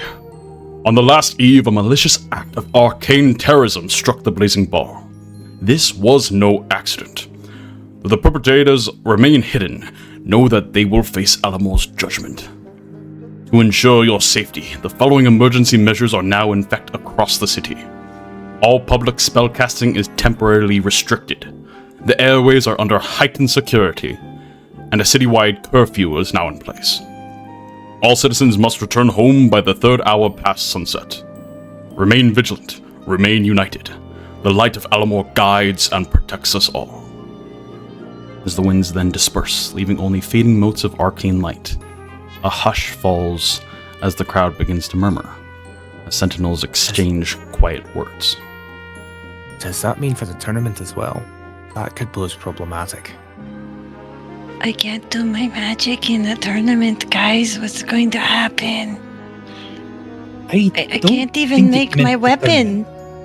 I could just slap them. Oh, no, wait, that didn't go so well on the boat. When I'm checking the roster, I can also check in on that. But I don't think it would involve the tournament. This little piece of the city kind of has its own rules, and we'll see. Who was that? Do you know the city a little better? Do you know who that was? Does Ruka know who that was? Go ahead and make a history check. I'm gonna say probably not, but we'll see. Probably not. Oh my That's a natural 20. Or natural 20. All right, you do know this individual as the High Counselor Thassos Sunflare. He is more or less not a king, but almost a king. He's the head of the council. Is it Thassos Sinclair? Thassos Sunflare. Oh, I got that completely wrong. Sinclair, Okay. no. Sunflare. Thassos. I haven't got the Thassos. Thassos. What is that? Sunflare. Okay. Thassos. Okay. That's so strange. So strange. Yes,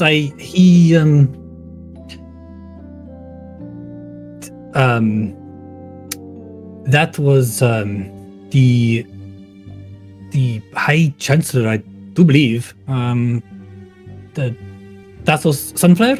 He was pointed out to me once at the game.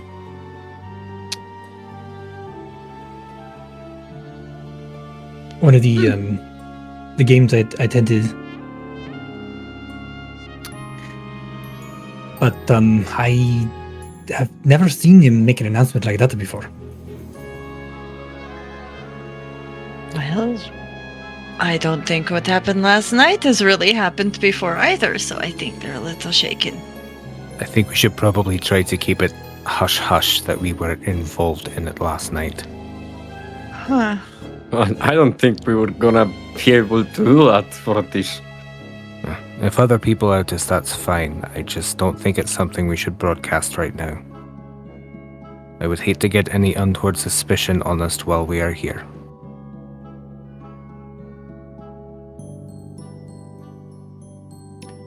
Around Yes, this I don't. time. Go ahead, Ruka. I was gonna say, I agree, though. It's not like we have anything to hide about it.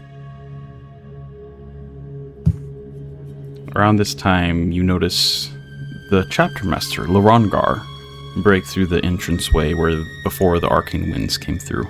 A worried expression across his face. The several sentinels that are murmuring look towards him for guidance as well, as he marches over towards the bar to get breakfast for himself, as he kind of calls out, "Yes, this is all annoying. We will delay the tournament until further notice. I hope it's just a day or two. Those of you that wish to help the Dominion, come see me later on. They have much need of people and gods currently. And I may arrange some of you to fill some of that position." Why is all the fun being ruined? And you hear with the news of the tournament being delayed, there are several other sentinels that kind of call out and like, "Oh, really? Come on! This is bullshit!" Like, there's a lot of unhappiness. Yes, this in is this. a big heap of groundtar shit. What the fuck?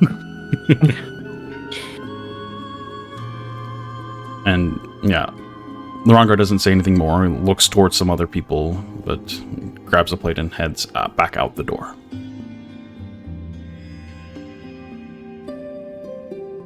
Well, seems like our day is clear now. Apparently. Yes. Also, I guess we're going to have to make sure that we get to the snack vendor before curfew. Yes, of course. Well, I don't know if they're gonna be there even now that, there's no one at night. I don't. This is. Why does every city that we visit have to turn into a war zone? Because Conflict of is truly following me. Maybe we're the problem. I was I'm starting starting to to wonder believe the so. same thing. Yeah. Yes. Oh yes, we definitely took whoever it was that was causing the problem here with us, and it's definitely the cause. Come on, you guys. Maybe you're Maybe not, it is but the Jorge. three of us. I think it's Jorge the is three the of only us. other person we know that has been both in Elendor and Valtaria at the same time. Yes, definitely Jorge. No, this was happening to us way before we even met Jorge. At the This is mention us. of Jorge, this sapling that you all have deemed a name of Jorge, you in your mind returns to the small little plant. And you do once again feel that pull, that desire to go closer towards it. Subtle, but strong.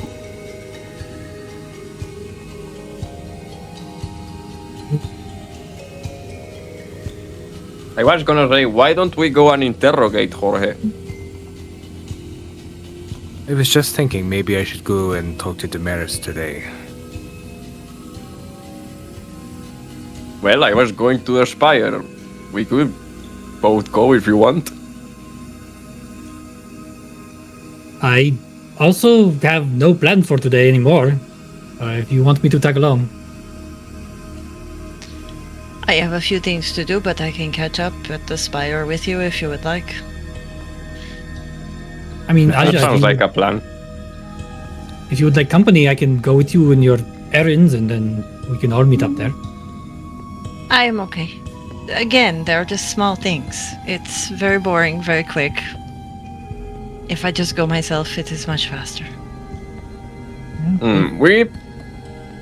Perhaps we should also go during the afternoon practice on Malvis. Do you think the arena will be open? That I don't know. I mean, don't they use the wind mages? They use magic. I don't think it will be open. I think we should just... I want to ask my sister if she ever had a curfew before. Maybe she will know more. I think that's a good call. The more information that we can find, while also trying to keep ourselves out of the limelight, if you will. He looks down at himself. Kind of hard for me, I know. The better. If people are going to have a curfew and there is not gonna be Malvis either, then they are gonna be very pissed. At least I Yes. know Brisa will. Yes, the only time when I was here last year, the only thing that came even close to this was when there was a high alert at when a couple of wyverns came a little too close to the city. But there was no curfew or anything this extreme. But I don't know about any other times. You should definitely ask your sister.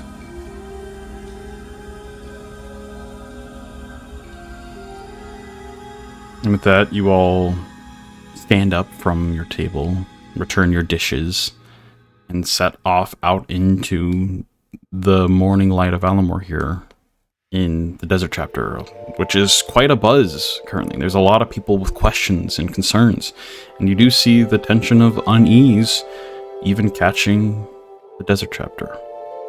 As you all step out to continue on with wherever you're going in the day, we're going to take a quick intermission.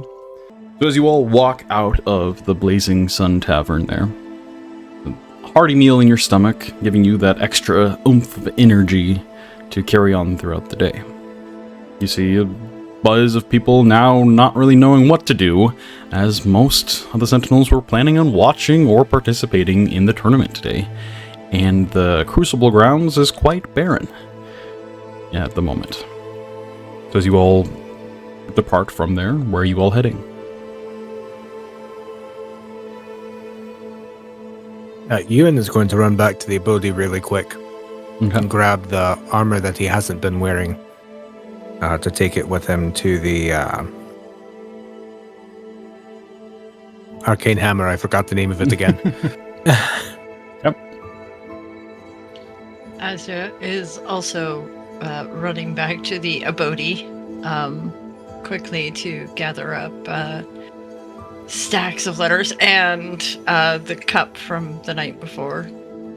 Okay. And she'll grab her I'm going out bag as well. Again, she'll limit how much money is in there. We'll say again 10 gold pieces. That's all she has on her right now.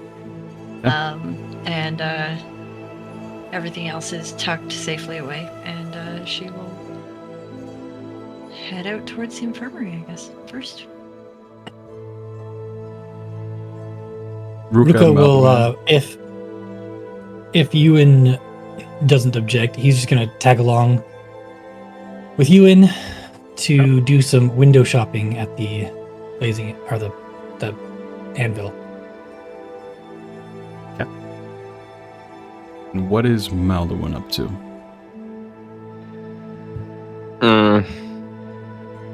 Like, Maldorwen would ask Euan if they are going to go to the Spire together. But since everyone's gonna do something before that, I think I'm going to talk to what's the name? The Captain of the Lost? Finian? Okay, Yes. so you head towards the Sunbound Archives. Okay. So as you all kind of scatter in this moment across the desert chapter, tending to some errands, let's just have everyone roll a d20 to see who we follow first.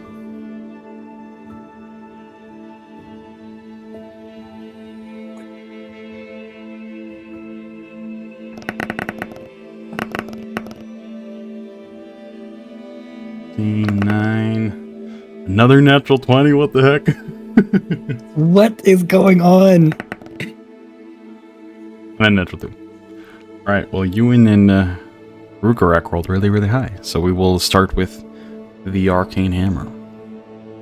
As you make your way through the sun-baked thoroughfare leading towards the forges of the desert chapter, your gaze is drawn to a structure you've passed before but never entered. Now, called by purpose or curiosity, you step towards it. Above the arched stone entrance, a detailed carving catches your eye, a hammer wreathed in delicate runes. The symbols pulse faintly with arcane resonance. There around it thrums with restrained energy.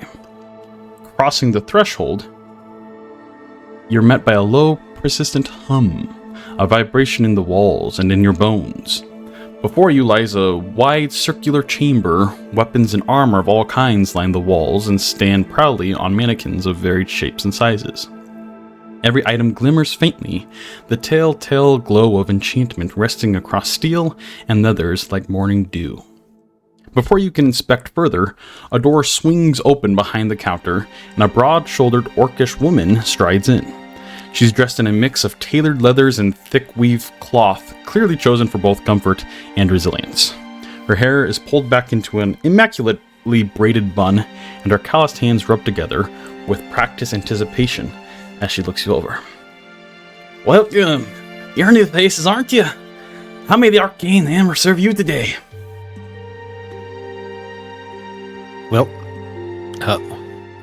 lovely establishment that you have here. Thank you, thank you. First and foremost. I am just wondering, I have had this old thing for let's say a very long time, and he'll set his halberd up on the countertop.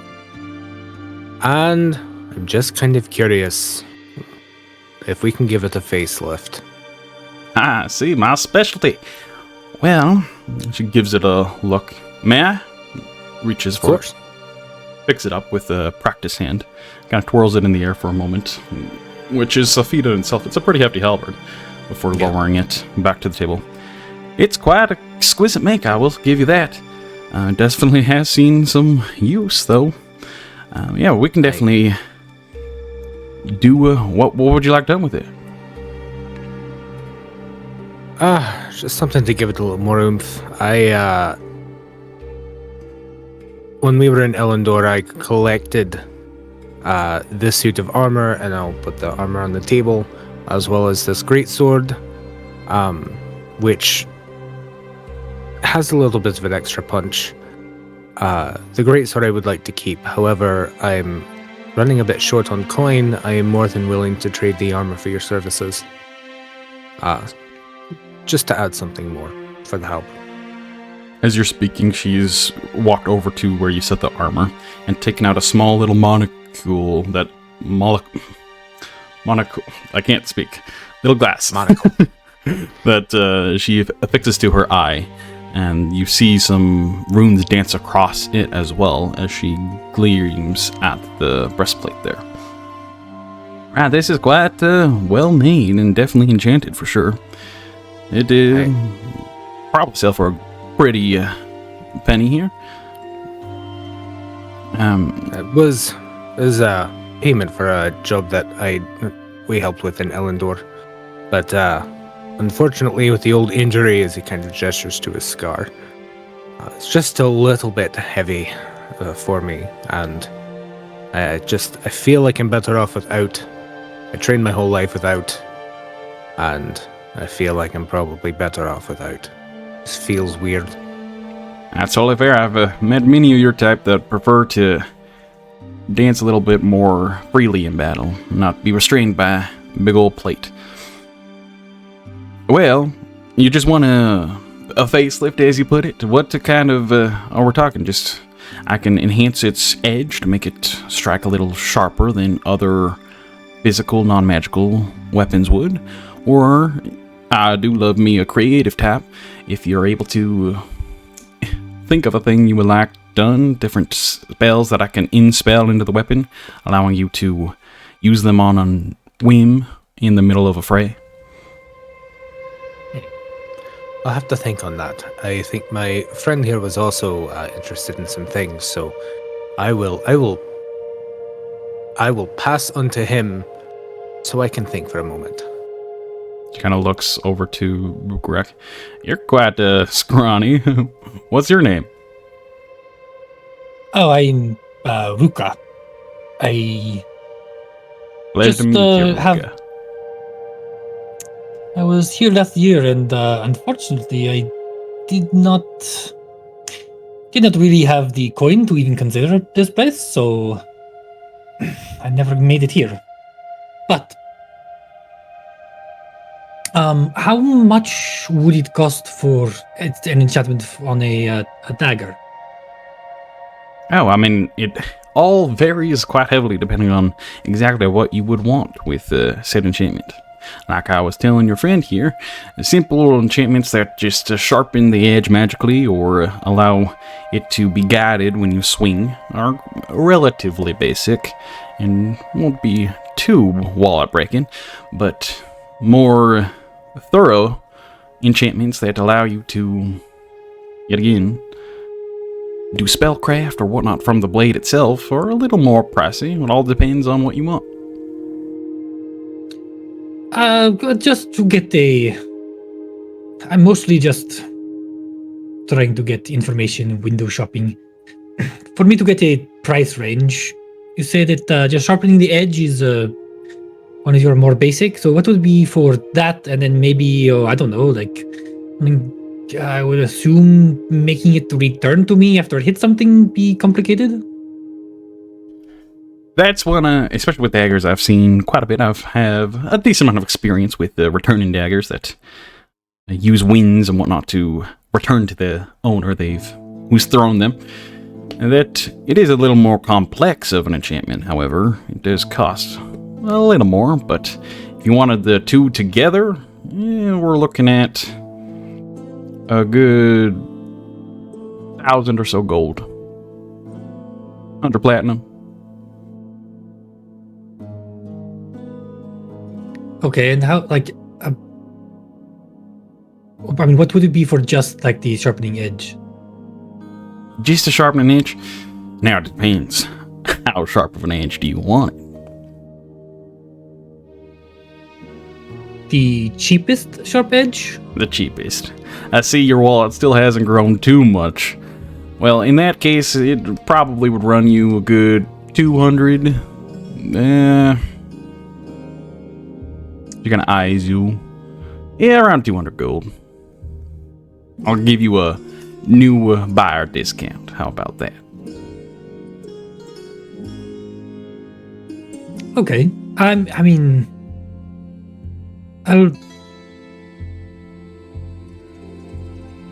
I'll probably be back. But that was mostly what I wanted to find out, was price range, and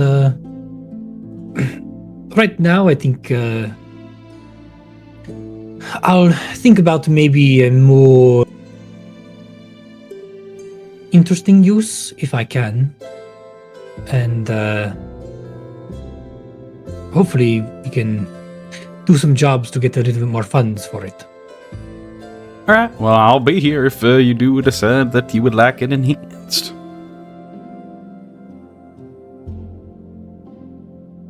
He looks back towards Euan. Have you had any spontaneous bouts of creativity spur your mind?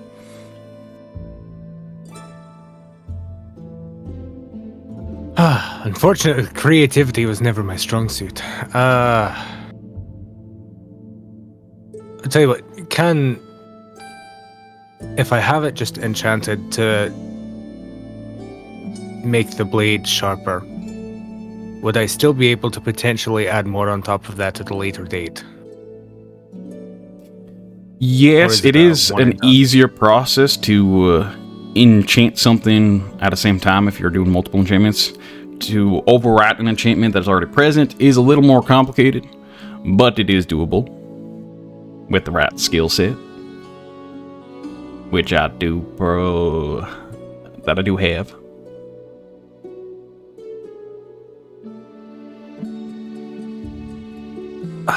I think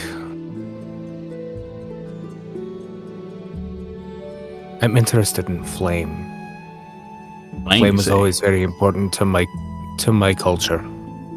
It's a quite popular option as well. Many sentinels like to have extra heat, especially those that elves and whatnot tied to the inner fire. Being able to fight with fire there's something just magical about it. The more basic enchantment that I can do is allow you to say a word that you pick that will allow the weapon to engulf in a magical flame that allows your strikes to just sear a little more heat on your targets.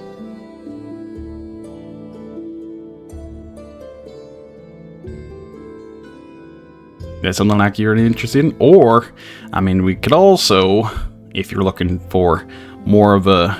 I know guys like yourself with these big bulky halberds and whatnot sometimes can struggle if there's targets that are a little out of your range. It's a little more expensive, but allow your halberd to, if you swing it in the right way, a certain number of times a day, it's not infinite, but spew forth flame like a bolt of energy.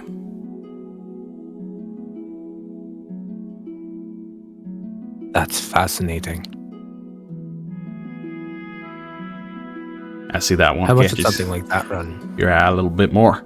That one is, that I don't get a whole lot of requests for it. It is a little more expensive, like I was saying. But it is possible. Around 600 gold pieces for that one. And it also depends on how much you want the weapon to be able to do in one day. With these types of enchantments, they are able to call upon the latent energy throughout all of Zorica and recharge over time. But with how much they can hold innately, the more they can hold, the more tedious and precise the enchantment has to be. But for a basic one that could do it a couple times a day, 600 gold pieces would be the cost there. All right. I think we'll do that. All right. Well, first I should ask, selling or if I trade in the armor, how much that would take off of that price? Remind me real quick, what type of armor is it? Is it full it's plate? an Emberglass. It's an Emberglass infused half plate. The half plate base price is 750, I do believe. Yeah, that sounds right.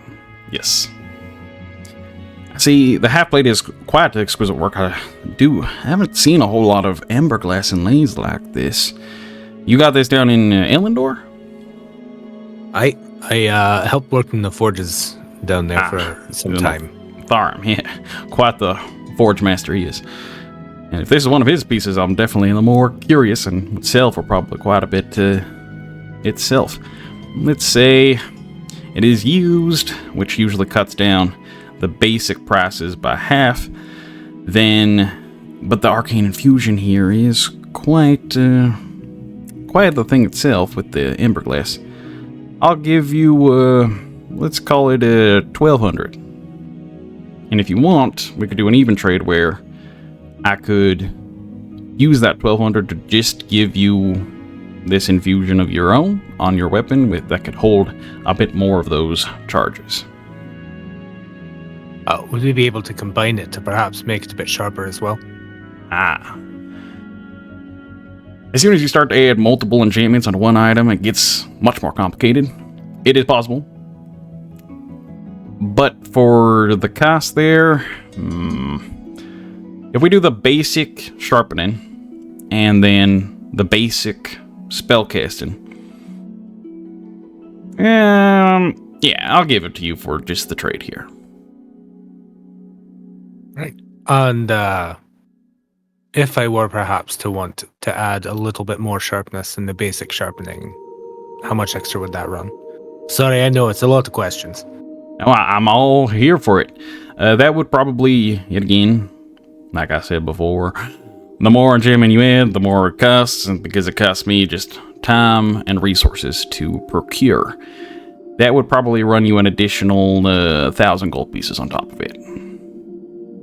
No, I don't have that much extra, but I will do the basic sharpening and then the flame lash or flame shot, whatever Flame it is. shot, yeah.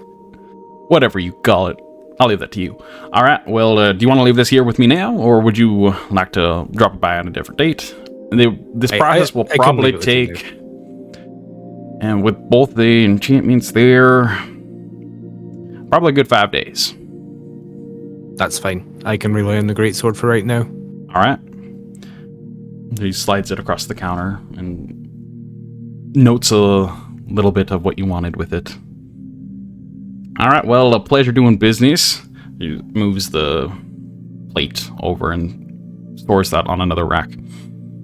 Anything else I can do for you lovely gentlemen? I think that's going to be it for me. But I mean, no, unless you have some job that we could potentially do for coin or for work. I mean, certain enchantments do require different Vizoric parts to imbue, like your flame shot there, as you called it. It's going to probably take some Pyroscale blood and some other flame organs. But I'm not really one who seeks that out. You can always talk to Tavio, the chapter man, or the master of the captain. I can't speak today, apparently. The captain of the hunt. They're always hunting Vizorks that come too close to the walls and whatnot. And that's where I supply most all my resources from.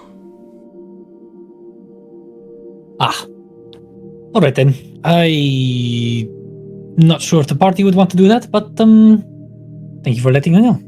How far off are you on the enchantments you want, Rhukkarrak? Oh, I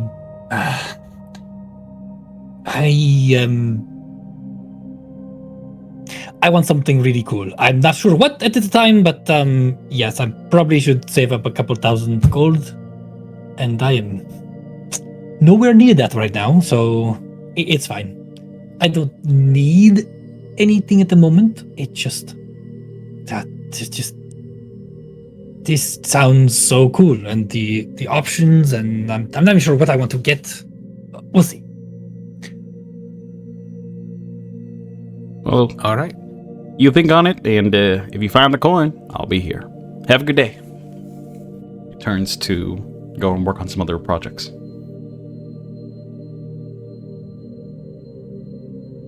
Haruka turns to leave. Yeah. Yep. Euan as well. Okay. The two of you depart from the desert chapter, and with that, we'll go and follow Asja. Where are you headed? After dropping off, you make a quick stop by the Bodhi, grab your stuff, make a stop off at the apothecary, drop off the mug, where Soren kind of thanks you for doing so. And you have a moment to yourself here before you all agree to meet back up to head to the Spire of Illumination. Hold on, sorry. Gonna sneeze. Oh no. She is heading to the what's in the background of our thing? The big administration building, the big hall there, yeah, the big hall area. fire hall. I can't remember it off the top of my head either. Yeah, that place. It's in the background. I'm pointing at it right now. Yep, that place. She is heading there because she does want to send these letters.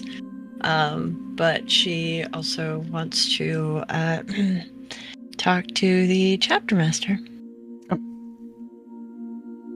So you enter the hall here, and there is once more quite a bit of bustle that is occurring in this room. The large hallway adorns many sentinels that are yet again engrossed in conversation about what has happened, a lot of them speculating why or what this means for them here in the desert chapter, being secluded yet still a part of Valtari.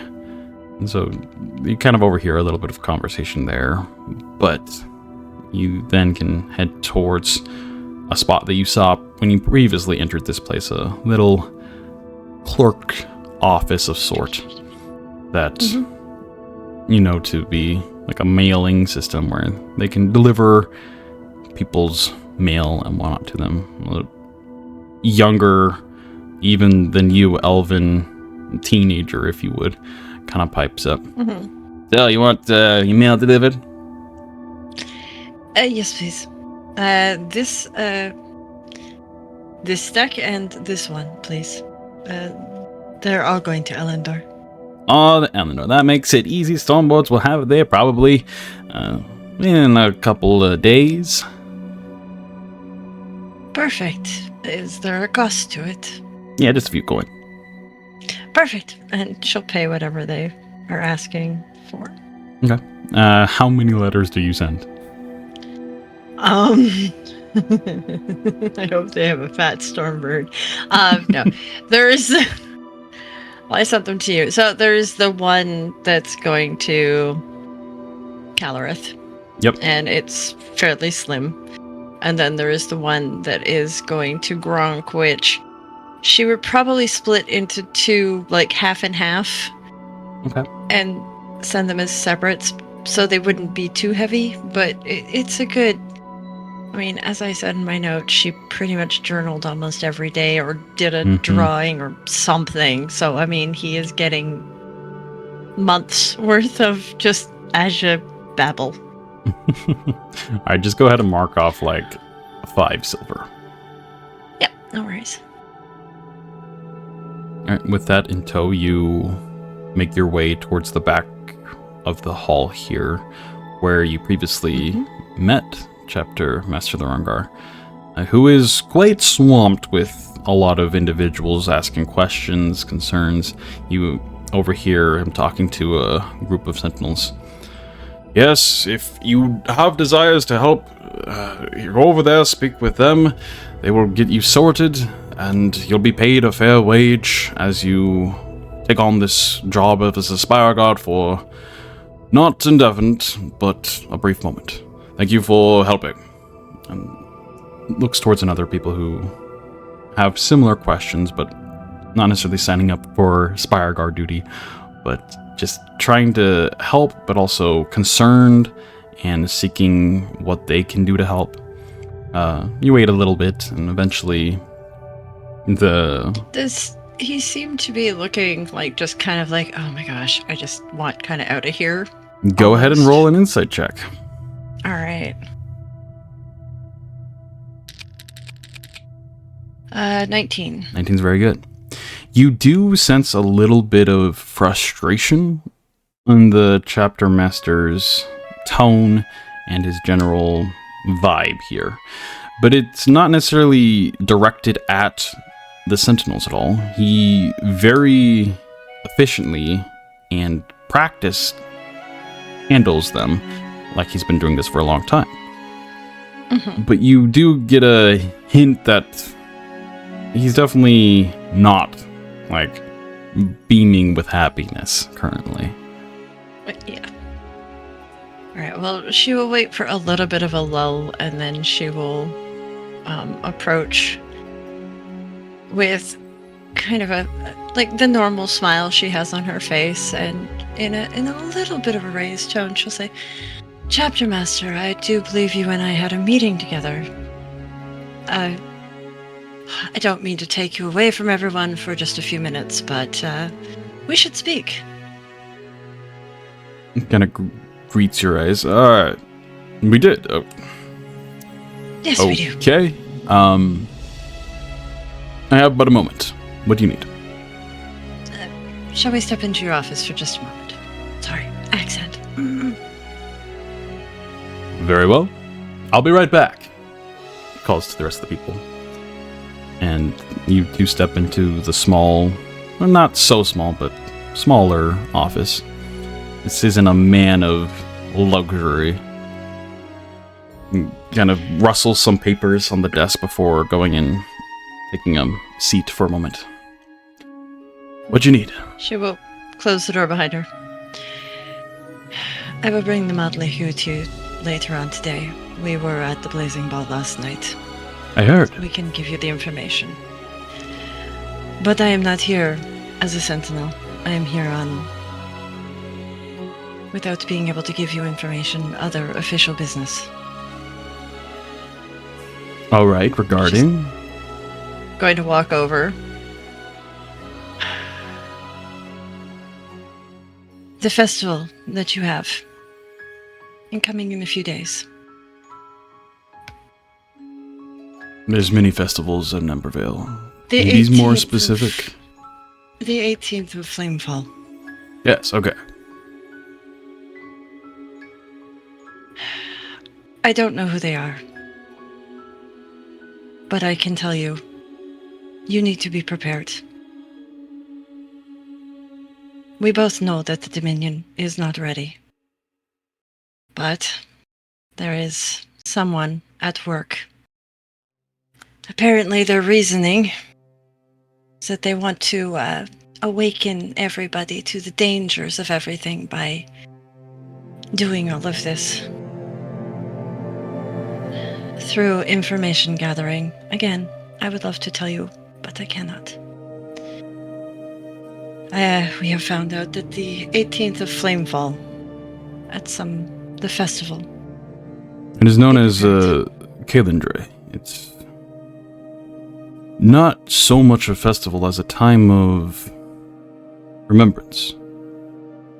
It is the largest time of the year where the dead are, well, become one with the winds. It is a day of remembering those we've lost in the past, and a day where we can look towards the future to prevent further... You saying... who, exactly? Or... I don't know exactly.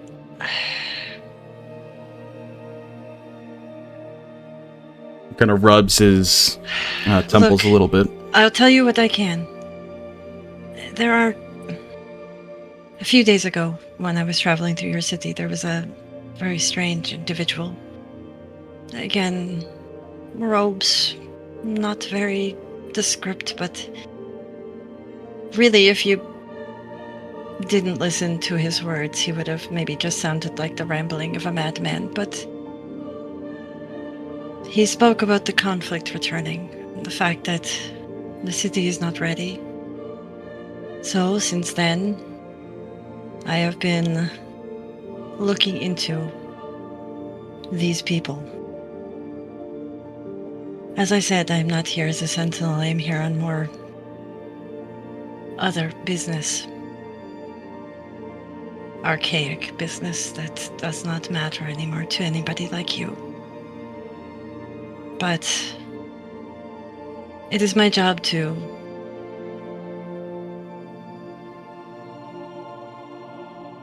preserve the innocents, help find the guilty, and protect the innocent as well. I don't have the power in your city. Most people just see me as a barely adult child. You do. But I have the ability to get more information for you.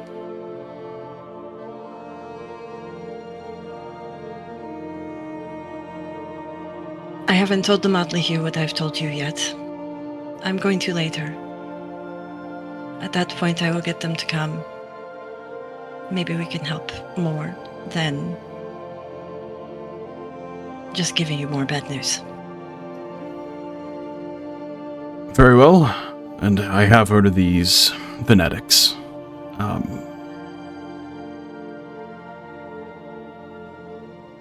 While you're here, the Inquisitor wanted to speak with the Motley Hue. He was around early this morning. I'm sure if you don't seek out him, he will be seeking out you very shortly. And where do we find this Inquisitor? Believe he was doing rounds around the desert chapter. He knows Sounds your like description, a delightful person. and I'm sure if you just take a walk as a group, you'll bump into each other.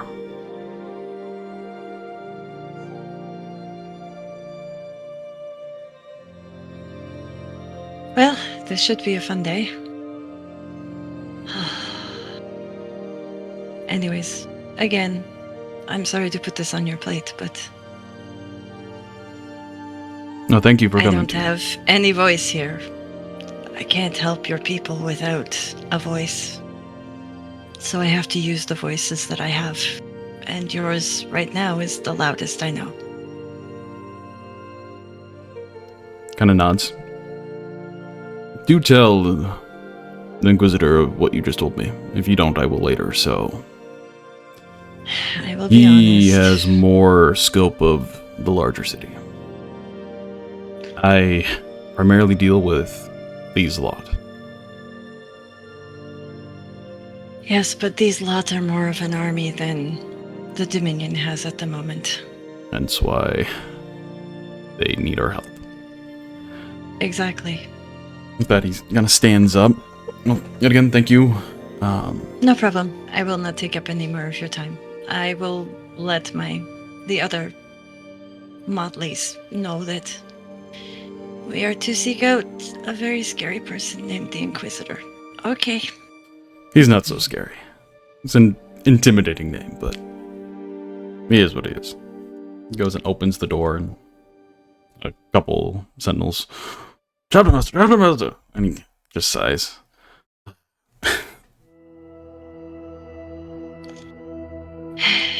and have a good day. And she goes away. She just wanders through the crowd and goes to, I guess, back to the abode at this point. Okay. So we'll transition over to Maldorwen, who arrives at the Sunbound Archives. You see, not as frantic sentinels here. There are a couple individuals that look to be lost in a good book, and perusing the library and whatnot. You enter and you see the taller female Thalgrin that you had not yet met, because I believe this is your first time here. As she kind of adjusts her glasses to meet you as you walk in. Welcome. Hello.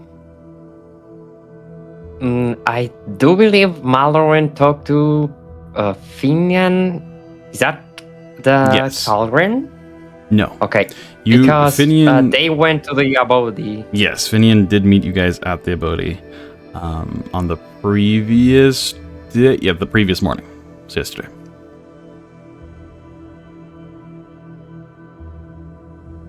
Is there something I can help you with?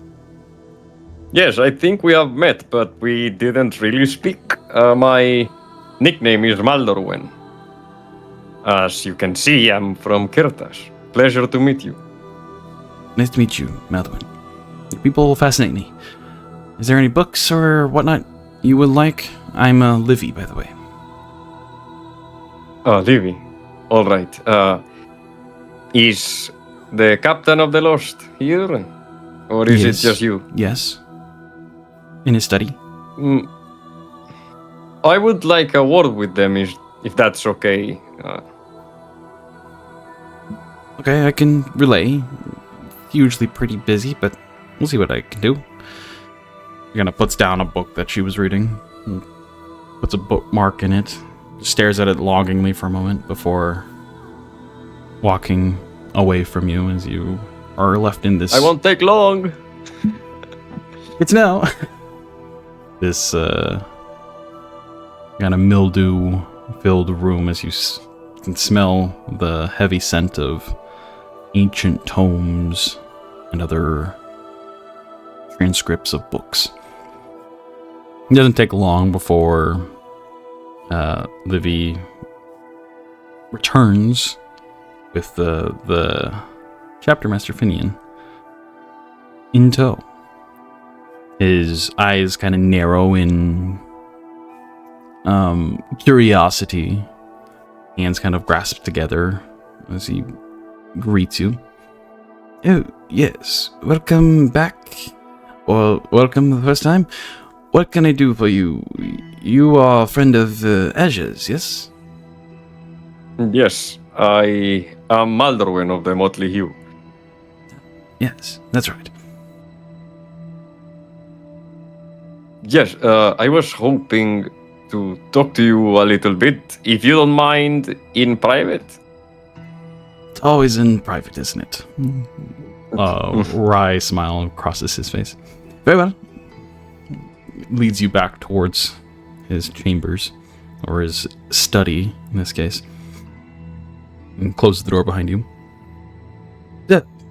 What do I owe the pleasure? Well, seems like you are someone who is very interested on the past and things related to, well, dead knowledge, dead times. That I am. The last histories of the world, well, they fascinate me. You've got me.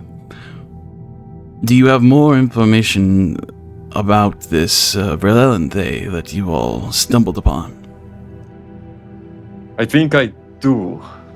I don't know if Asja told you this already, but we did meet someone or something there. I was hoping maybe you would help me learn more about it. You met an individual? The word that I saw was Sphinx. And my people have some beliefs, tales about them, but I want to know what you know. His eyes widen a little bit. Wait, let me, 1 second. He goes and grabs a few tomes and starts ruffling through them before coming across a couple pages. So, you met a sphinx in Verlande. Is that what you're telling me?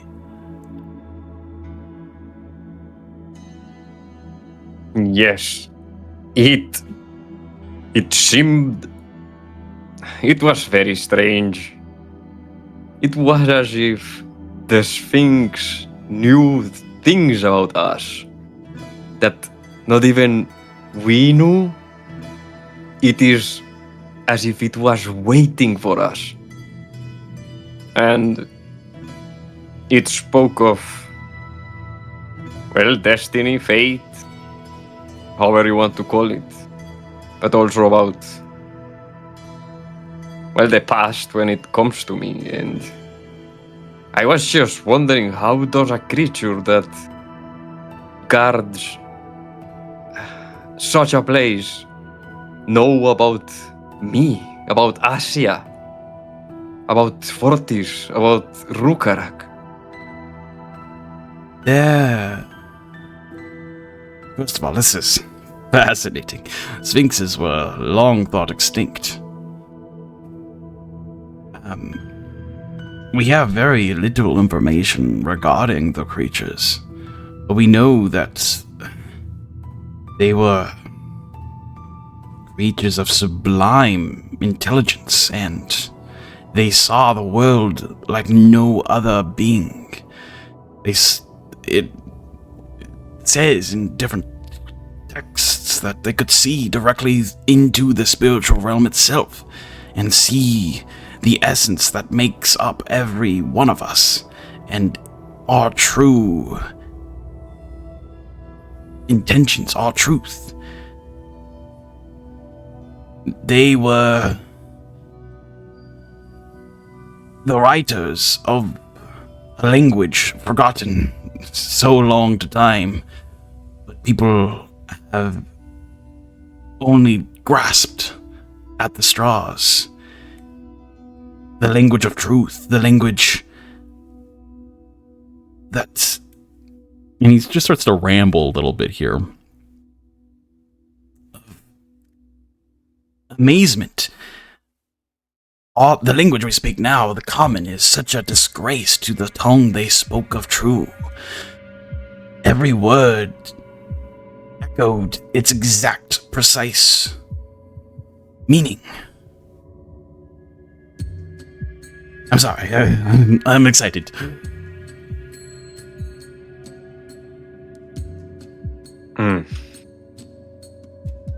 I am excited as well.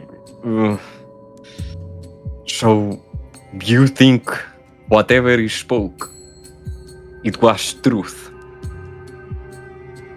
If this Sphinx, this being of untold knowledge, spoke to you directly,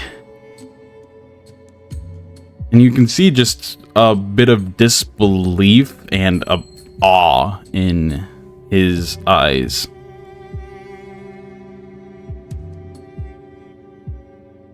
I know that there is very good sounding that Sphinx never lie. It is against everything in their nature.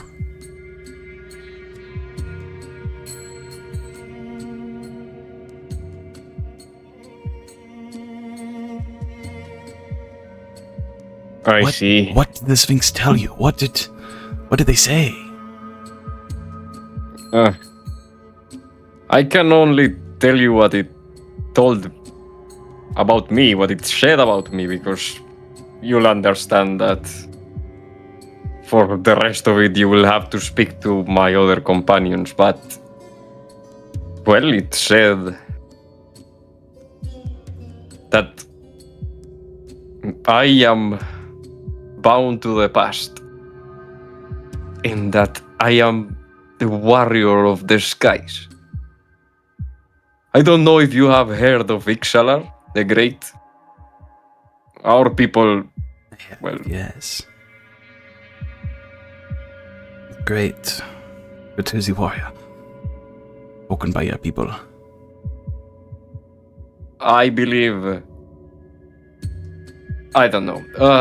But the other thing that I wanted to ask is when we went there and before we spoke to the Sphinx,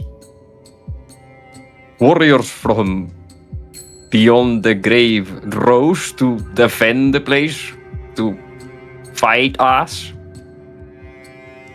They were but bone and little else, but they put up a fight. Actually, some of them were wrapped in clothes. Yes, Interesting. some, I don't know. They seemed dead to me. They felt dead, yet they fought. What do you know about that? Have you It heard of is- such thing before? The dead rising is not a mystery. It is a occurrence that can be seen with large amount of death energy. But from what you're describing, doesn't sound like common dead, especially if they were from the ancient past of Relanthe. This might indicate that the people back then harnessed. Oh, it's taboo to even speak of this, but death energy, like any of the other elements, can be influenced, can be manipulated, even though it is highly frowned upon. But it might seem But it's that possible, people, right? yes, very. And he kind of eyes you with a little bit of suspicion and worry. It is very dangerous. But perhaps What is dangerous is the conflict that looms. We need an army. The Sunspire won't lose again.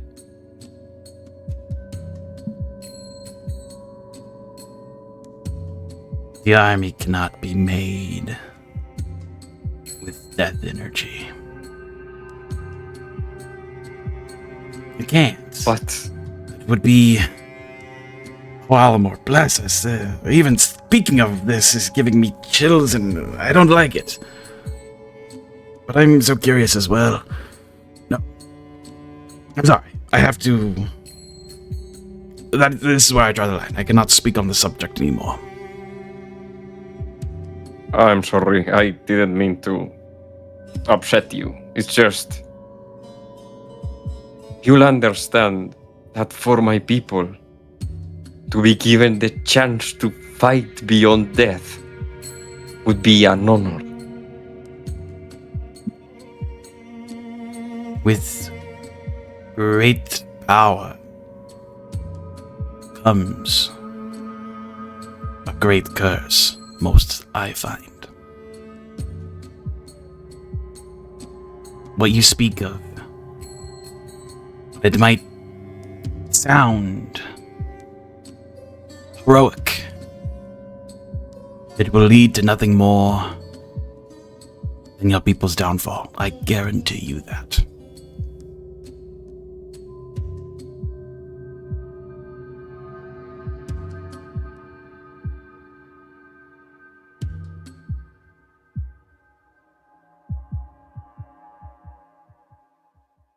And there's a moment of silence as those words settle in. Finian looks both very eager and excited. You see him like scratching a few notes, but also not even having to roll an insight. You do see him shook a little bit about how enthusiastic you were about this taboo subject. There's nothing else. I do have work to attend with everything going on. I do have a part to play. Thank you for visiting me, though, Maldorwen. And I will want to speak with your friends as well. More... Getting a title from a Sphinx of... It's something that I haven't heard anyone in the present ever experiencing. Well, they'll tell you it's true. And Don't doubt you. Just... I'm jealous. pleased. I'm... Well, as you said, with great power, oftentimes comes a curse. Maybe that's the price to pay. To keep these alive. Would you have your archive burn? Like Mithrandir? I wouldn't like to see Gerda's fall.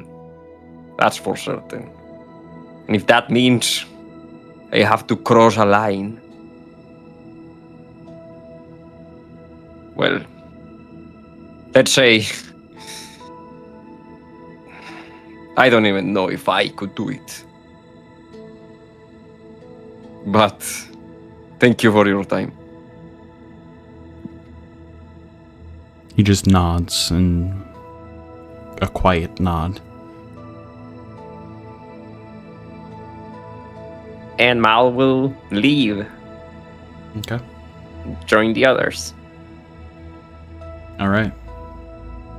So as all of you, one by one, find your way back to the abode to regroup,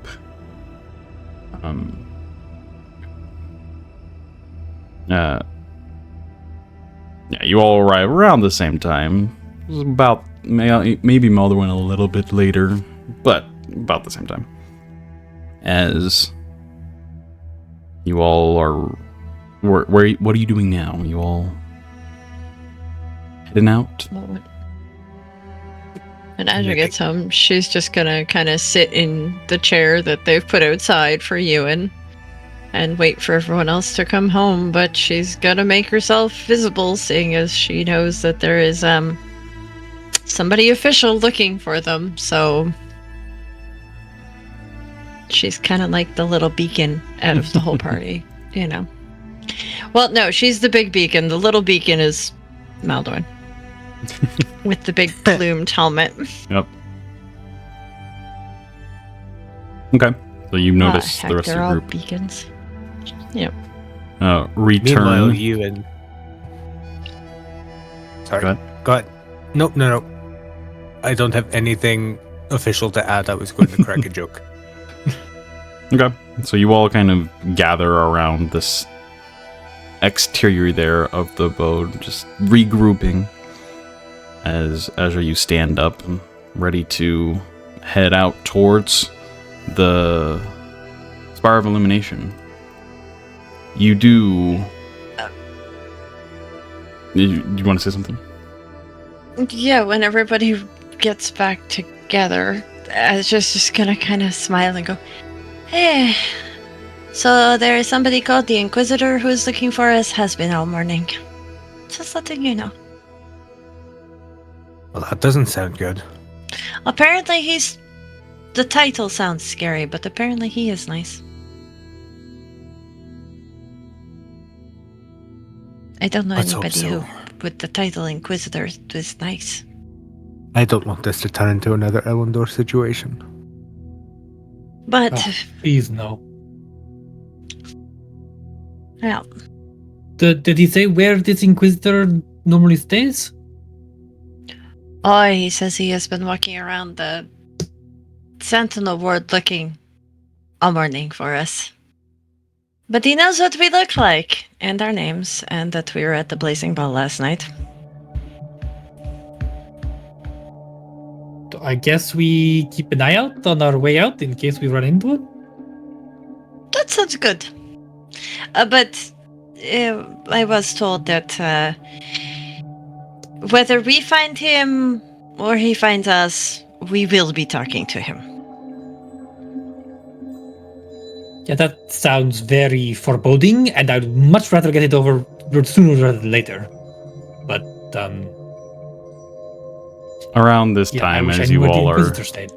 discussing, elven individual approaches, turning from one of the alleyways of the desert chapter. Apologies for the intrusion, but time is delicate and truth fragile. I am Arcane Inquisitor Velners, here by directive of the Dominion's Council. As he offers a courteous bow and then pulls out a slim notebook of shimmering vellum and a quill that writes on its own. I've reviewed the illusions from the Blazing Bowl, and I must say, your group drew considerable attention, particularly your gnome companion, as he looks towards Maldorwen. Maldorwen, was it? Or Mockingbird, should I say? Your speech, yes. while poetic, coincided almost precisely with the onset of the elemental assault. A curious thing, don't you think? As he kind of peers at each of you, reading your reactions. I'd like to ask where each of you were at the moment the winds turned violent, and if any of you, by chance, recall seeing anything unusual just prior. Arcane residue, illusory distortions, masked figures, emotional charge spellbook. Anything would be, well, helpful. I think we can all answer the same thing. We were upstairs in a private room with the host of the ball. We had just finished our discussions. We heard screaming. We ran out on the balcony. There were suddenly a bunch of air elementals that were not there before. Your guards, no offense, sucked, and we engaged to try and save as many people as we could. Quite ill of the dead, you speak. Regardless, this is similar to what else I heard. You all vouch this is the truth. I do vouch that this is the truth. Yes, the only thing that I could possibly add to that is the potential rumor that the Conflict's Chosen was involved. This group going around spouting about the oncoming conflict. I did not actually see any evidence myself, but that was rumors I heard. I have heard of this Conflict's Chosen, and they are very much in my line of sight. I think we'd be best to go inside the abode. I have some other information that the chapter master told me I should tell you. Is that so? But I do believe that it's best if we don't talk in the open. Especially with so many idle ears today. Let's just have everyone roll a persuasion check, other than Maldorwen, because Maldorwen, you did not pipe up. The rest of you, roll the persuasion. That's a 12. That's a 20. I'm glad one of us is good at this. Yeah.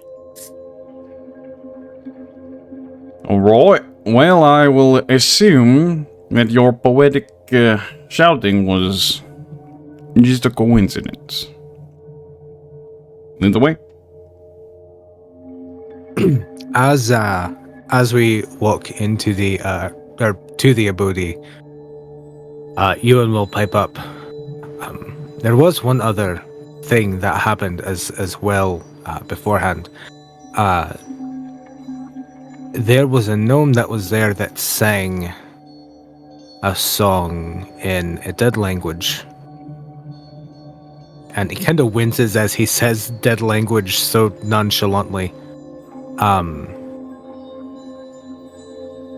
But when I asked the host who the gnome was, it did not know of said individual being there. It said that they would look into it. When I tried to approach the person, they ran off, and no one seems to have any other information about that person or who they might have been.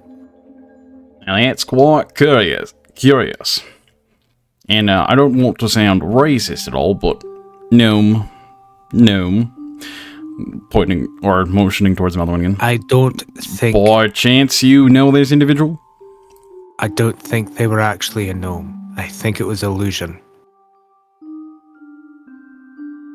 Interesting.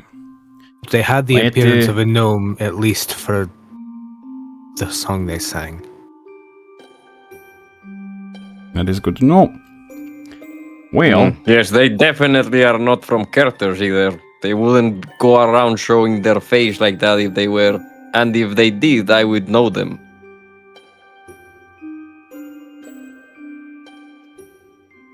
very well. That is another thing to look into, I suppose. What was this? Looking back towards Asja. That you needed to tell me? Asja kind of looks at the three others. I was going to tell you earlier, but I didn't have a chance. Sorry. A few days ago when we were on the airlift, there was a fanatic preaching. But, well, if you've already looked into them, I'm sure you know exactly what they were preaching about. Right, the return of conflict and all that. Yes. The return of the conflict.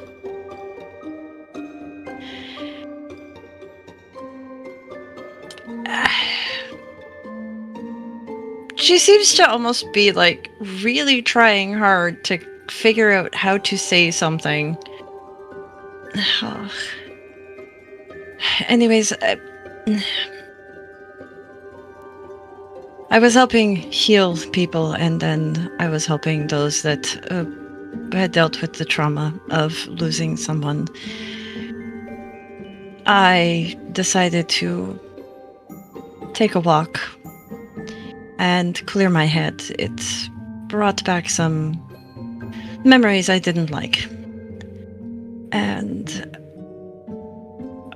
when I was in the living district, I came across a preacher of some sort. Again, preaching about the conflict being here and that the city is unprepared. He was very different from the fanatic that I had run into in the airlift. Charismatic, well-spoken, well-groomed. Not the same as the others who were dirty and maybe a little smelly and spit everywhere, and he was very gentle with his words as well, but when he heard that I was perhaps one of the last survivors, he figured out maybe where I was from and told me to watch on the 18th of Flame Fall. Something was coming. A bigger lesson. Well, During that's what I just have now learned is not the festival, but the day of remembrance for those that have died before. And the time when you apparently hear you send your dead to the wind on that day.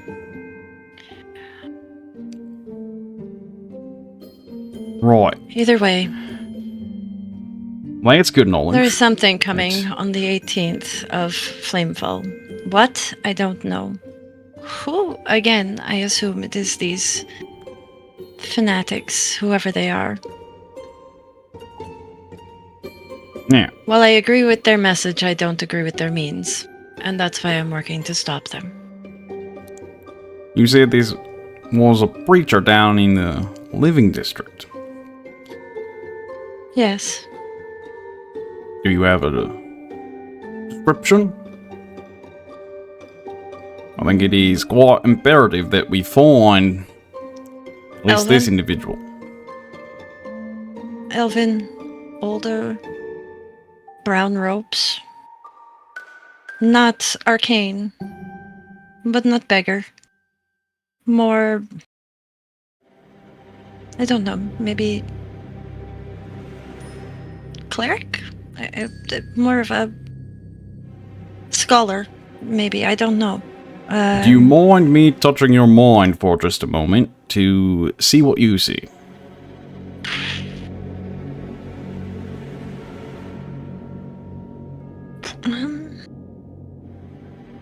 Do you promise that is the only thing you will look at in my mind?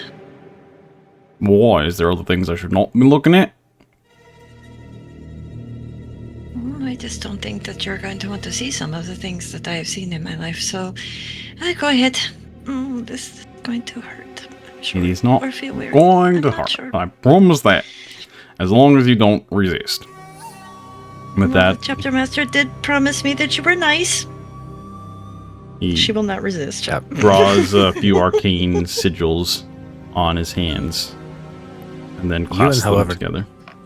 Go ahead. Tightens his grip on his cane, ready to draw it if anything happens. He eyes you as you're doing that too. And then blows a little bit of some air that catches some of the runes and head towards Asja. His eyes flash blue. As Asja, you feel a presence within your mind, not too dissimilar to how you felt with other entities, but different in person. And you do feel... just picture him for me. As you picture the priest of Individual. sorts, you do feel that knowledge is transferred. Oh, that'll do. Well, at least I have a face now. And with that, the intrusive kind of probing dissipates. As your mind is no longer touched by anyone, well, anyone you don't want to. Yep. Right, well, Maxes. that is quite some good information. It is good to know that they're planning something probably in the future. We still do not know exactly if this event that occurred last night was their doing, but I'm not sure they're the He did prime suspects. seem very surprised, but I I was did see that. I saw the whole covered in blood. conversation. Okay. You saw the whole conversation. Okay. Right. He looks towards Rhukkarrak. Why are you veiled in illusion?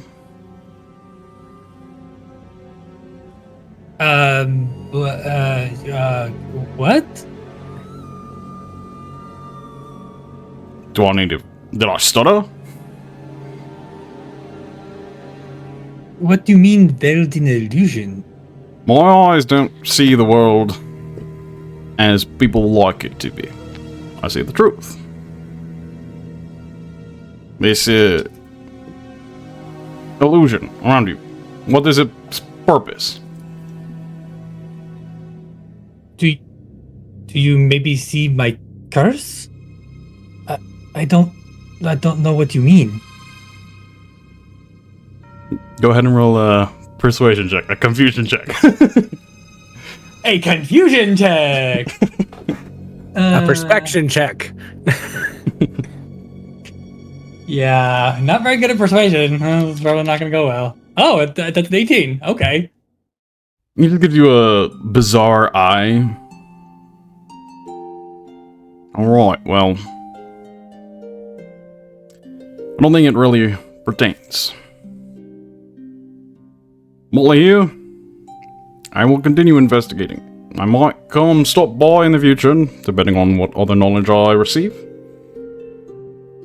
But my initial suspicion is more or less deterred on some of you. Makes a quick eye towards Maldorwen. Have a good day. Worry not, I can vouch for this one. Go ahead and give me a persuasion check. I'm so great at those. Yeah. So after that interaction, Rhukkarrak just like Natural absentmindedly- 20. Natural 20! Oh my god! Yes, thank you. Yeah, he kind of doubles back as you say that, and just nods as he leaves. But yeah, after that interaction, Rhukkarrak started just absent-mindedly and nervously like scratching at his arm. And then once he realizes that he was doing it, he'll just kind of like stop and kind of just clench his fists. You're right, lad. Well, this confirms something I've been wondering for a while. She's just gonna look very dead stared at Ruka. I think I'm okay.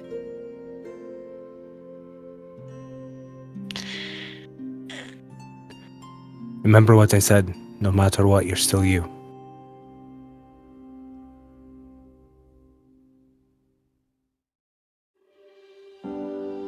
And he's just gonna... he's just kind of staring blankly at this point. He's not sure what to think or say. Let's have Asja specifically roll insight. Okay. Asja was about to speak anyways, so this is good. Yeah, it's a 20. 20. You see, like, confusion and a little bit of fear on Rhukkarrak's emotions. Primarily confusion. Ruka, since we're, well, I guess I bit at the beach first, but then when we were in the temple and the Sphinx, is that right, Maldorwen? The Sphinx? Yes. And now what the Inquisitor said.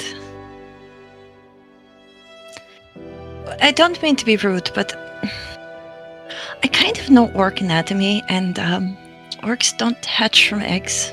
And the Sphinx was very specific that you were a hatchling, lost.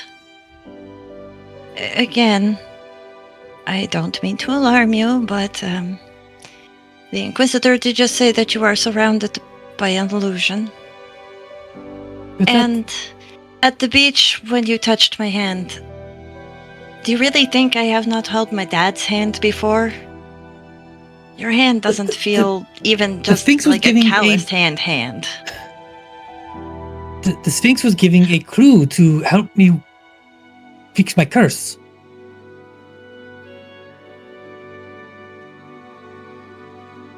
Okay, now I want you to sit with what you just said. The Sphinx was giving you a clue to fix your curse. Maybe what you think is the curse is not the curse.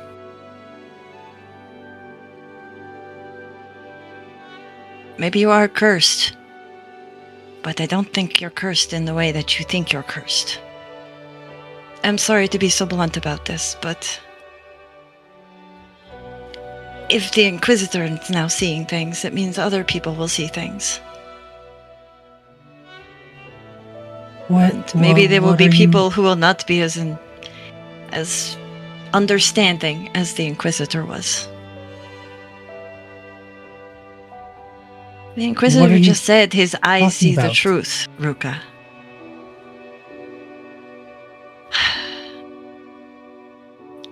Anybody else want to help chime in here? Lost hatchling. You are surrounded by an illusion. And no offense, your hands, when you touched me without your gloves on the beach, felt like Euan's hands. Not calloused, not like my hands, like calloused and worked. But she grabs Euan's hand and holds it up like this. No, You also no, breathe out frost. no, I can't, no, and he just starts like he collapses to the floor and curls up and just total and complete panic. No, no, no, no, no, Rhukkarrak. no, Dad. no. Yeah, It's no. Euan picks him up and carries him to his bed. Do you allow that to happen, Ruka? He's going to fight it, but I don't think he has the strength to fight it. So as you step down to pick him up, he like scampers back. Mm-hmm. Mm-hmm. I'm not going to hurt you, Rhukkarrak. I'm just going to carry you to your bed so you don't get hurt.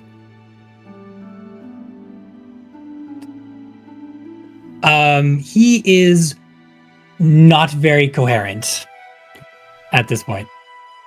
I think Euan will walk over and grab just like a cloak or something that we've hung by the door for if we go out and it's raining, and put it over his arms. So that way when he picks up Rhukkarrak, he is not actually touching Rhukkarrak, he is touching the cloak. Kind of like he's seen Asja do. And will very gently, but needing to kind of wrestle him into his room and his bed. We'll try to get him in there. There's no judgment. There's nothing, no negative connotation, anything like that. Well, before Euan's just that doing what he thinks is the best choice. happens, as that is your intent to do, how much will Ruka fight? Like, probably need to roll a grapple check against Rhukkarrak's acrobatics or or yeah. Well, okay. Let's sorry. I do have +8. We'll see. Oh, nope. Yeah. The dice want this to You happen. love squish. So Ruka frantically scrambles to try to evade your grasp, but you swiftly, calmly scoop him up and bring him towards his bed.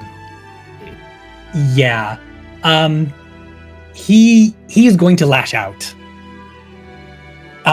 As you go to grab him, and first he you're going to be just completely enveloped in pitch blackness, and he's going to try and to continue to struggle to get away. And as you continue to hold on to him, he's actually going to use Hellish Rebuke against him. All right. Okay.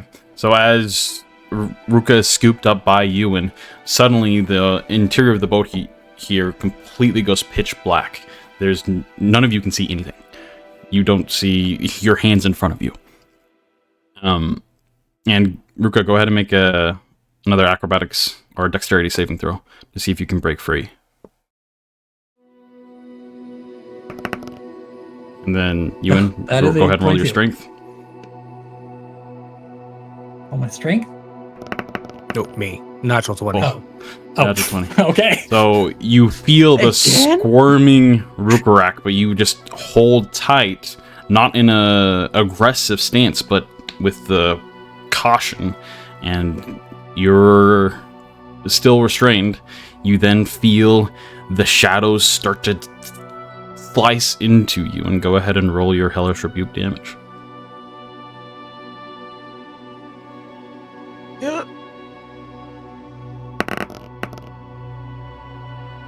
It's 9.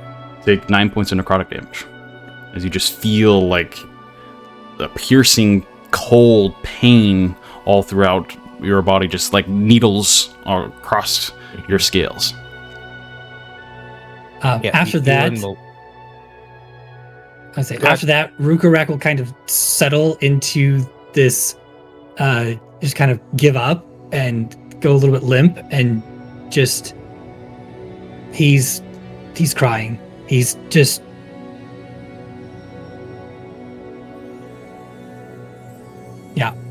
he's just kind of done. Okay. I will say, apart from just trying to hold him so Rhukkarrak is not a danger to himself or to the other party members, Euan is still very gentle and will not fight back against the Hellish Rebuke. If Rhukkarrak would have reached out to stab him or slash him or anything, Euan is just going to take it. As he's just trying to get Rhukkarrak. What are into his Mal room. and Asja doing in this moment? You guys are just engulfed by darkness. I think Maldorwen would step out of the darkness, like reaching out with his hands. You would need to leave the body. It's not... The darkness is a pretty big sphere, so you need to leave the actual interior here in order to... Yeah, darkness Depart. radius is huge. Sure, I will leave the abode and like just like look if the darkness is like spreading beyond the door and see if like people is looking or something like that. All right, as you breach the darkness there, you do see a kind of a spherical dome of darkness that looks to be intercepting the boat at different parts. Little, like, mist kind of swirls at the edges of it. And you do see a couple sentinels kind of call out, like, what's going on over there? And there is a bit of notice that has been drawn. Not like the entire chapter is like, hey, look it up, but you do notice an eye or two have seen the scene. Asja, what are you doing? Currently, Asja is, I guess, still sitting in the chair, feeling bad that she wasn't as gentle, I guess, as she needed to be. But I think she will, call out to you and, are you okay in there? I'm alright. Alright, I can't see a thing. Neither can I. This is going to be an interesting game, trying to find where I'm going. You hear Euan's foot stumble across the wall. Oh, shit. Alright, she's going to try and work her way. Like, okay, I'm in this room, I'm sitting in this chair. If I go about 6 steps this way, I should not actually hit the door, but reach the door. You know, and I guess she'll try and also get to somewhere where she can actually see anything, because right now the only thing she's in the little living room area, so the door would be the closest way. Mm-hmm. Yeah, so as you kind of depart from the door, you walk a couple more steps down, like the little bit of a porch that is built into the boat, and then you do start to see light filter through. You encompass the edge of the darkness.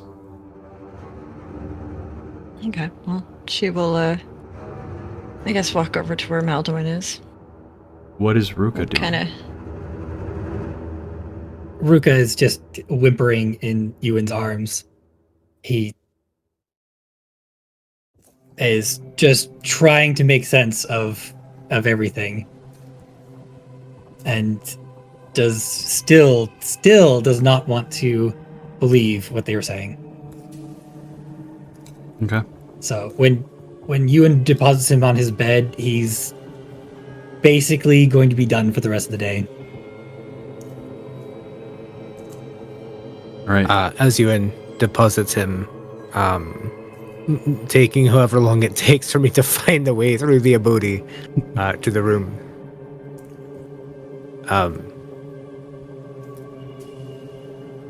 He'll set Rhukkarrak down.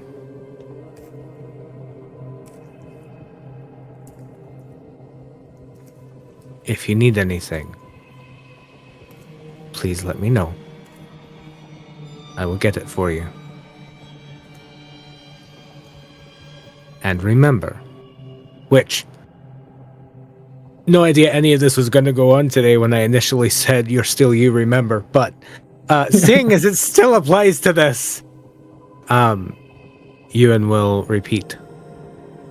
You're still yourself, Rhukkarrak. Regardless of what the truth may or may not be. And it doesn't change my opinion of you. I still consider you family. I'm here if you need me. Ruka barely even registers the statements. Just lost in his own trauma. As your heartbeat pounds in your chest, your blood, you can almost hear the veins pulsing. And you're just having a full-on panic attack in this moment. As you recall the visions that you incurred just this last night. The ones that stirred in your dreams, that reflection, that image. It can't be true. It just can't. As from outside the Bodhi, Asja and Maldorwen, you both see the Inquisitor marching back towards you. And what's this all about?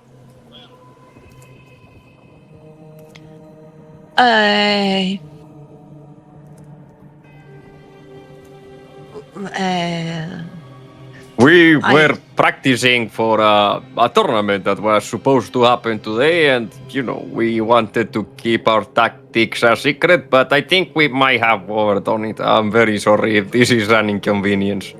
Go ahead We and thought roll that deception. in the abode was private, not public, and as we were only told no public, we thought in the house would be fine. Yeah, both of you roll a deception. And just for your information, he is going to hold the spell for the full 10 minutes. Natural 20 for 25. And then it will drop, and he's not going to recast or anything like that. It'll be up for 10 minutes. Yep, okay. He looks very suspicious at Maldorwen, but then Asja pipes up. Well, I guess it is private, but it is... Please refrain from this. Like, what? We're trying to do things here, and this does not look good for you. We know. We're sorry. Maldorwen, I think we're the cursed ones. We're sorry. We'll stop. We'll get him to. If we can find the door to his room, we'll try and. Yeah. Anyways. Right. Well. Good day. Then he kind of leaves, Bye. continuing to look back over his shoulder, and just shakes his head a bit. And Asja just looks at Maldorwen. It is us, isn't it?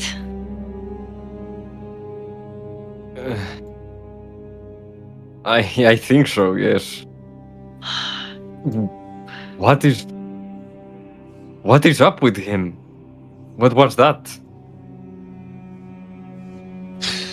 I think that's him denying the truth because he's been raised to think one thing. And what I just said, and you, goes against everything he's been taught.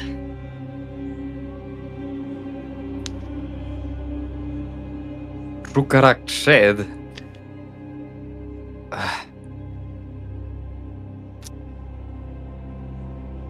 I don't even know what to think right now. This is... So... He's not who we think he is? Is that what you're telling me? Well, no, he is who we think he is. He is Rhukkarrak. He is 100%, but... Fairly sure she drops her voice. Fairly sure I know Orcan anatomy, and they don't really hatch, but as far as I know, Drekthir might do. I guess you would kind of confirm that one. And the Sphinx did say that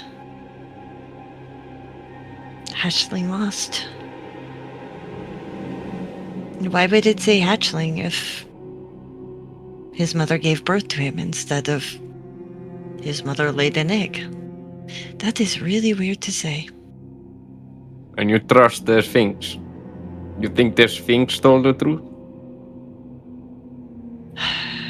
I at least know for mine that it was a little too close to home on the truth. How about you? Well, I think I can scarcely hide the fact that, well, I'm beset in this path. Even if I wasn't with you or wasn't here, I feel like... I don't know, Asja, I'm so confused right now. But didn't it say that we were going to walk the path? Didn't you say it was dangerous?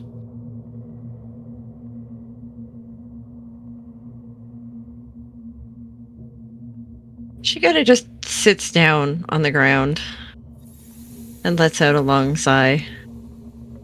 I said a lot of things back then, selfishly pretending that I could ignore the things that were going on, that I didn't need to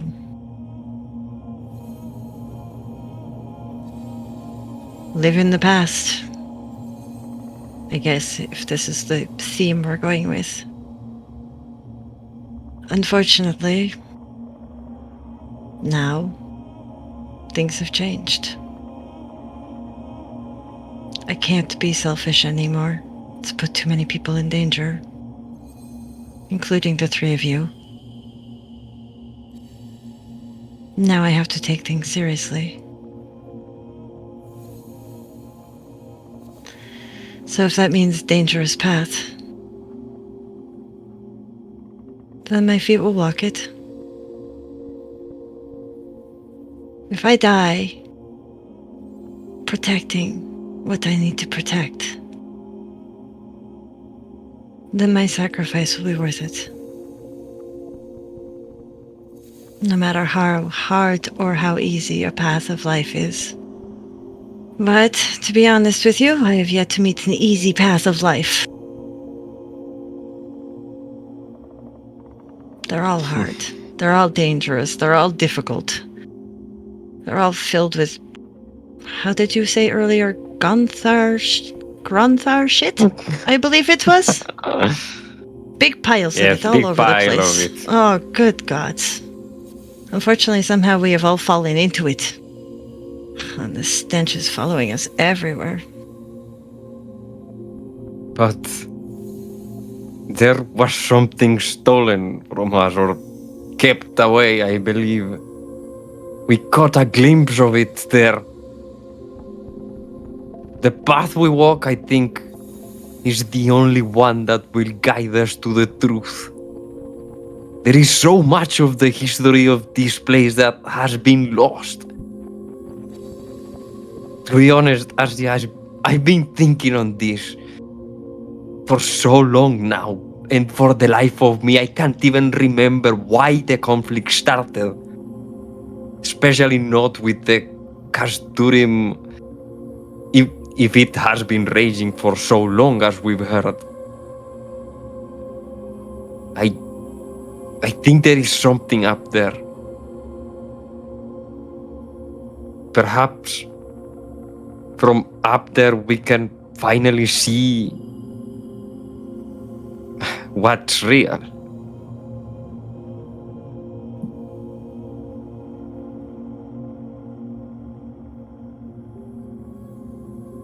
I think to go up there, as you're saying, will take a lot more information than what we have. This is why I'm willing to use my notes as currency with Jean. Get the information And I that they think have. you do well. But we do need to be careful. They were right about one thing. Again, it's a warning that my father gave me. There are many people, I guess, searching this out. He said Including to my trust brother. no one. Yes. He said to trust no one. I'm going to say... Shirita stops for a minute. And then... I'm going to say... There are people like us trying to do things for the right reasons. If we can seek them out, it's probably for the best.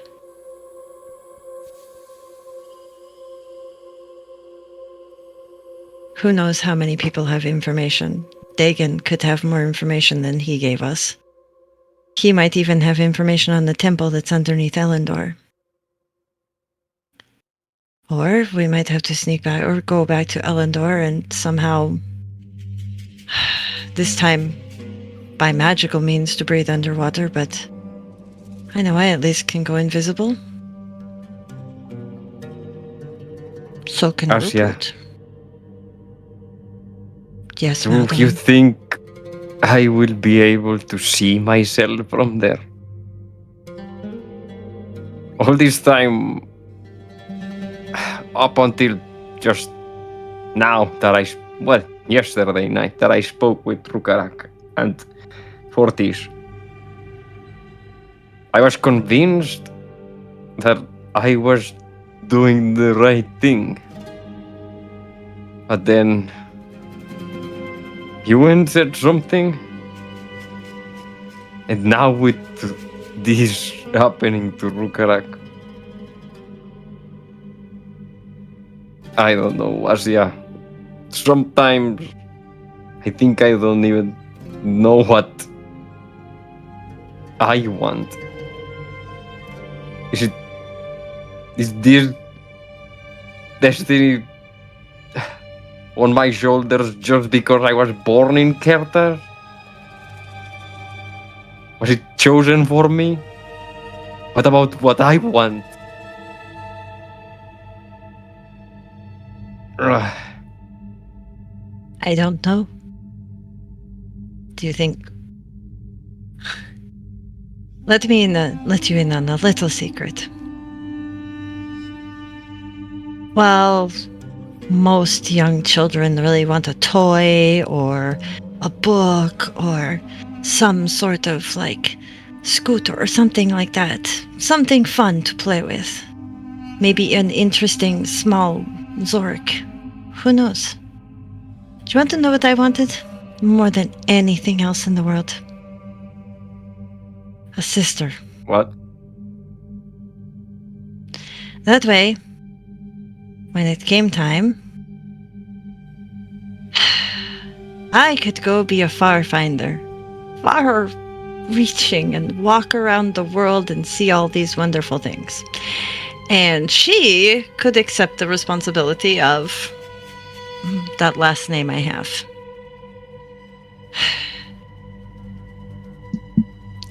Unfortunately, it didn't happen. So sometimes, well, I try not to think about destiny. Maybe it is destiny. Maybe it is fate. I don't know. But sometimes I feel like every step I have taken in life is to prepare me for something. I'm just very tired. And I'm not even that old yet.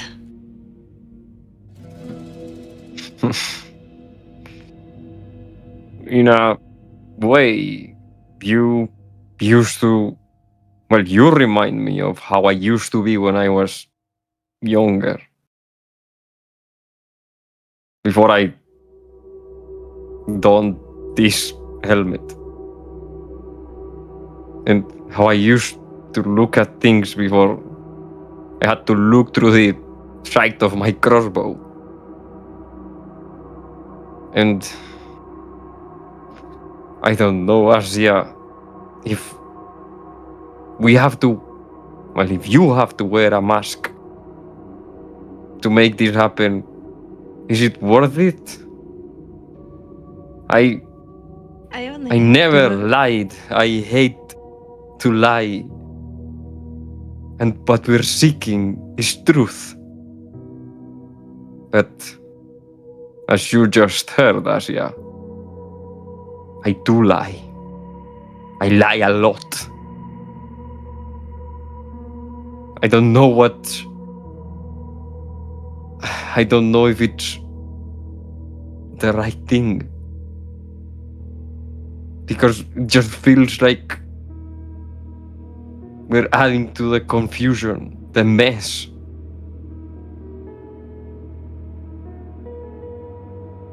Since leaving home, if we had this talk right when we met in Helendor, I would tell you that lying was very, very bad.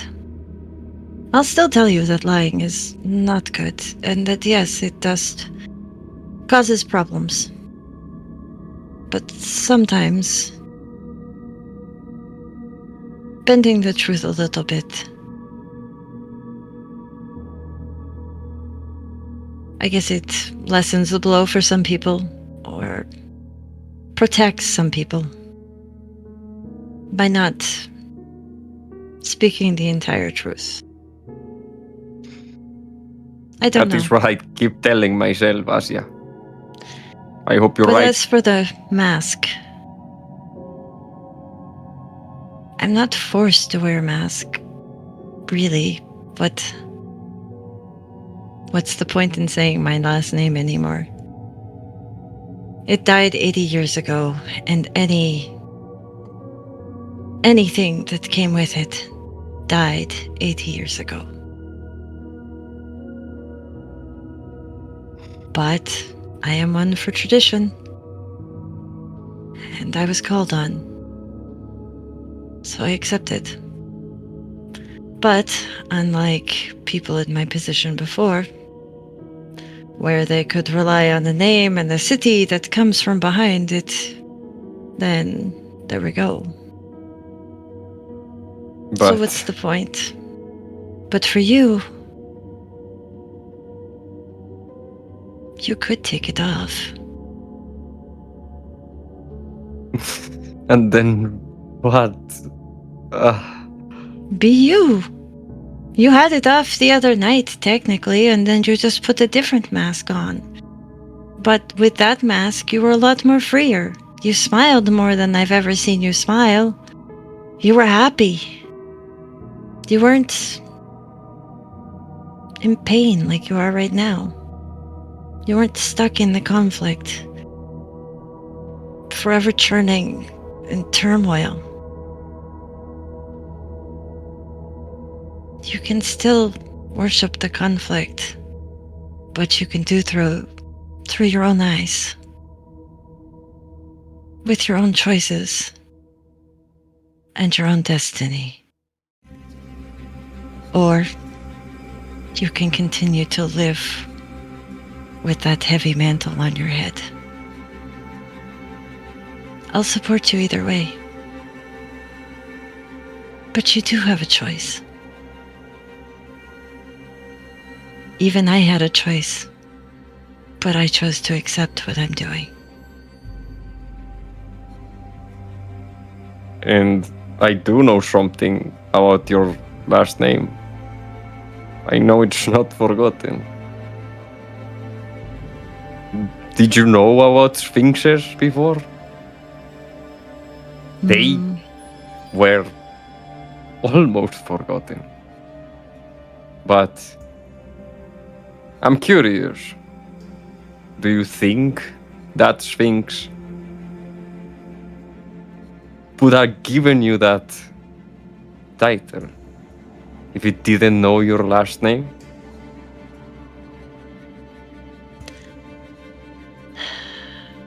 I don't know. Maybe it didn't need to know our names to give us our titles. I've never actually sat down and talked to a sphinx. Well, obviously we've talked to a sphinx, but not actually, sit down. Hey, how does this work? Do you actually know who I am? That would be a good conversation, though, don't you think? Yes, that's what I keep thinking about, the things that I would ask the Sphinx. But I think what we saw there, those runes at the temple, I can barely remember them. The things that the Sphinx said, however, are etched to my mind. They're set in stone, like Cordan would say. So that seems strange to me because I think both were the language of truth. And I think if anyone will be able to understand it and figure it out so we can go up there, it's you.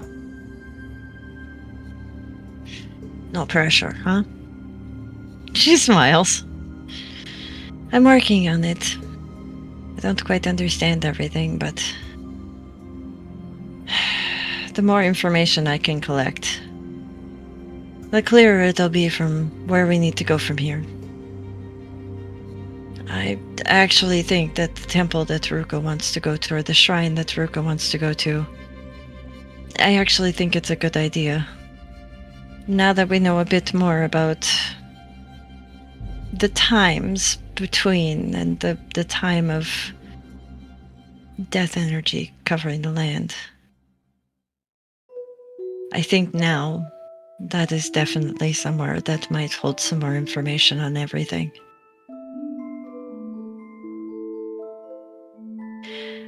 As for things disappearing, this isn't the first time I've ever seen that happen. And around this time, the darkness fades. Oh, thank goodness. I really need a snack. And she gets up and wipes off her dress. Remember, I'm here and I'll support you. So is my dad. We both care about you a lot. Come on, let's go. It's snack time. And she's gonna head in the house, in the abode. As you guys head into the abode, Euan is picked up a chair and is taking it over to Rhukkarrak's door and sits it down off to the side outside of Rhukkarrak's door and sits down.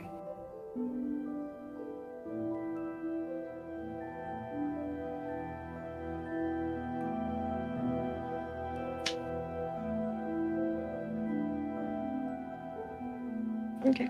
As they enter, any change?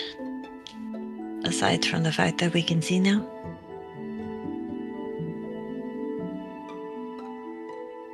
Euan is bleeding out of one nostril. Oh, Dad, I'm so sorry. She's gonna come over and heal you.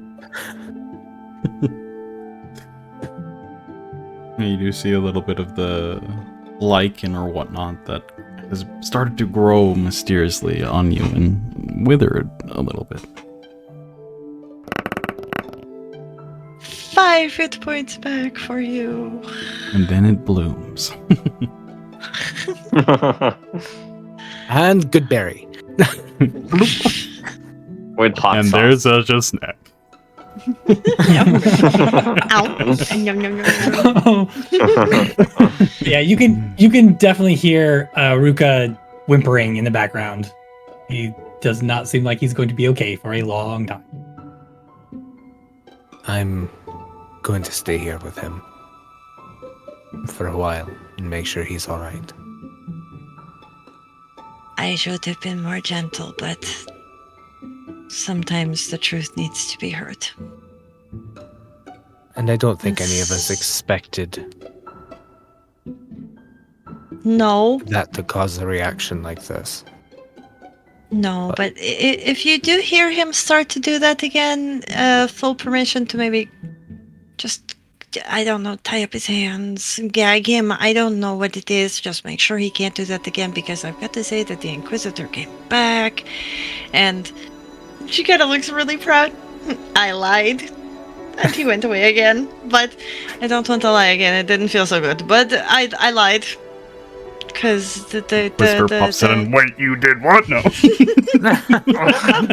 I stab him. I just kill him right now. I got past his truth vision. I did so well. There we go.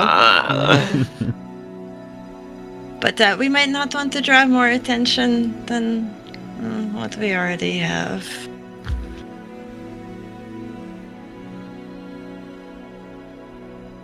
Just saying. Okay.